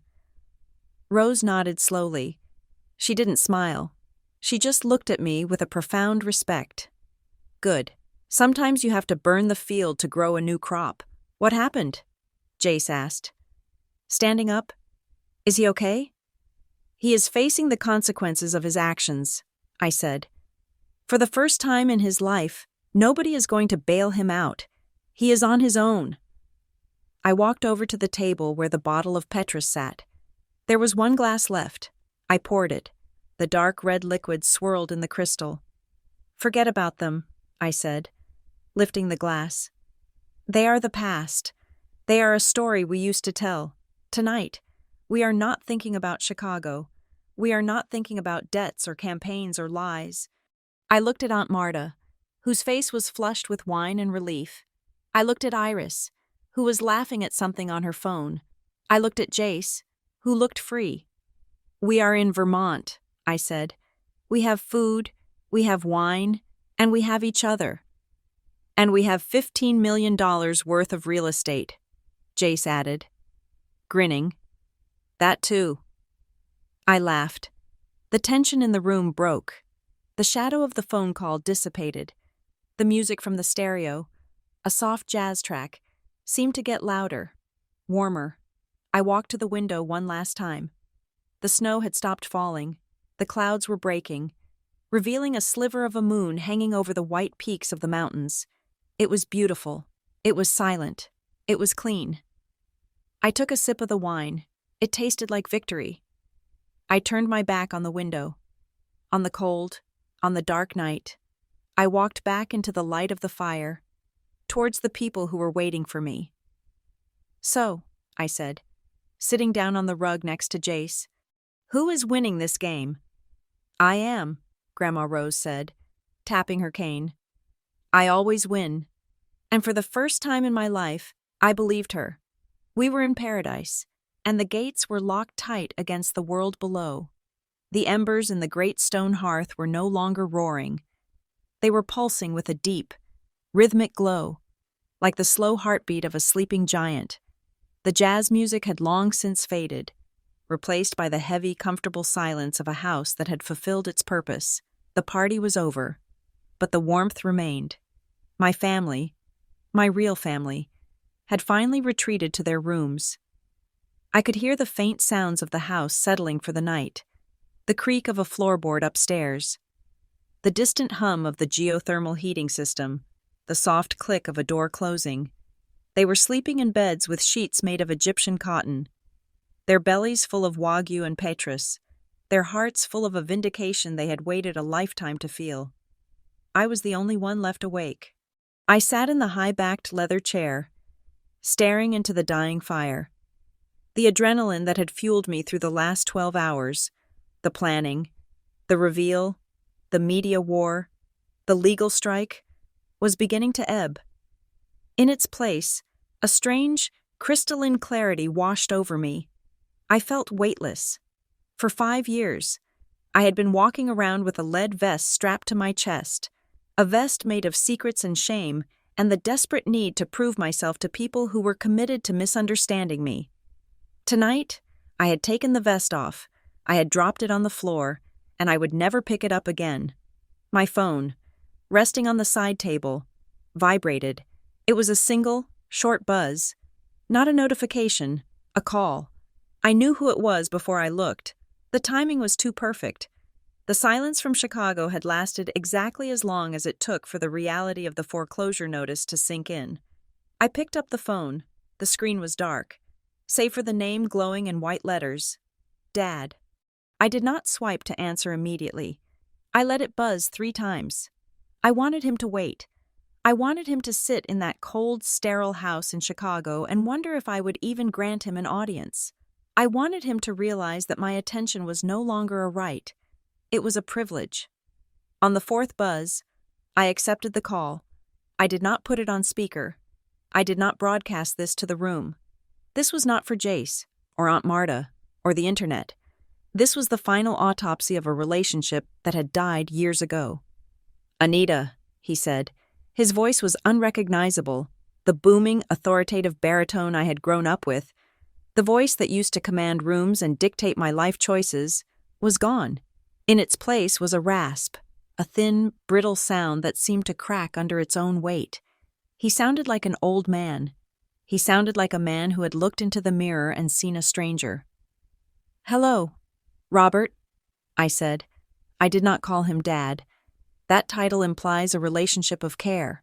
We were past that now. We were in the realm of negotiation. "Why?" he asked. It was a simple question, but it carried the weight of a collapsing universe. It wasn't angry. It wasn't accusatory. It was genuinely bewildered. "Why did you do this to us?" he continued, his voice trembling. "We are your family. We raised you. We gave you a home. Why would you destroy your brother's life? Why would you humiliate us like this?" I took a sip of my water. The ice clinked softly against the glass. "You are asking the wrong question," I said softly. "What?" "You are asking why I did this to you," I said. "You should be asking why you made it necessary." "We just wanted a quiet Thanksgiving," he pleaded. "We just wanted to help Caleb win. Was that so wrong? To want your brother to succeed?" "No," I said. "It is not wrong to want him to succeed. It is wrong to sacrifice me to make it happen." I leaned forward, staring into the red coals of the fire. "You never invited me to Thanksgiving." "Robert," I said. The words came out slow and deliberate, each one a stone I was placing on a scale. "For 10 years, you have never invited Anita Broadwell. You invited a prop. You invited a silent, dowdy, single woman who worked in IT support. You invited a failure. You needed me to be a failure so that Caleb could shine brighter. You needed me at the children's table so Caleb could sit at the head. I was just a background character in the movie of his life." "That is not true," he whispered, but the denial was weak. "It is true," I said. "You loved the version of me that was small. You loved the version of me that needed you. But today? Today I invited you to meet the real me. I invited everyone to see the Anita who runs a multi-million-dollar corporation, the Anita who pays for your sister's surgeries, the Anita who owns the debt on your house." I paused. The silence on the line was thick, suffocating. "And unfortunately," I continued, my voice hardening into steel, "in this version of reality, the real version, there is no room for people who do not respect me. There is no seat at the table for liars." He didn't speak for a long time. I could hear the clock ticking in his hallway in Chicago. I could almost smell the fear coming through the phone. He knew I held all the cards. He knew that with one email to my legal team, I could seize everything he had spent his life accumulating. "What do you want?" he asked finally. The fight had left him. He was surrendering. "I do not want your house, Robert," I said. "I have enough houses, and I do not want to see my parents on the street, despite what you might think of me." "Then what?" "I want a trade," I said. "I will not accelerate the debt. I will keep the loan on its original terms. You can keep your house. You can keep your dignity, or what is left of it. And in exchange?" "Caleb withdraws from the race," I said. "Tomorrow morning, 8 o'clock, he issues a statement citing personal family health reasons, and then he issues a public apology to Grandma Rose.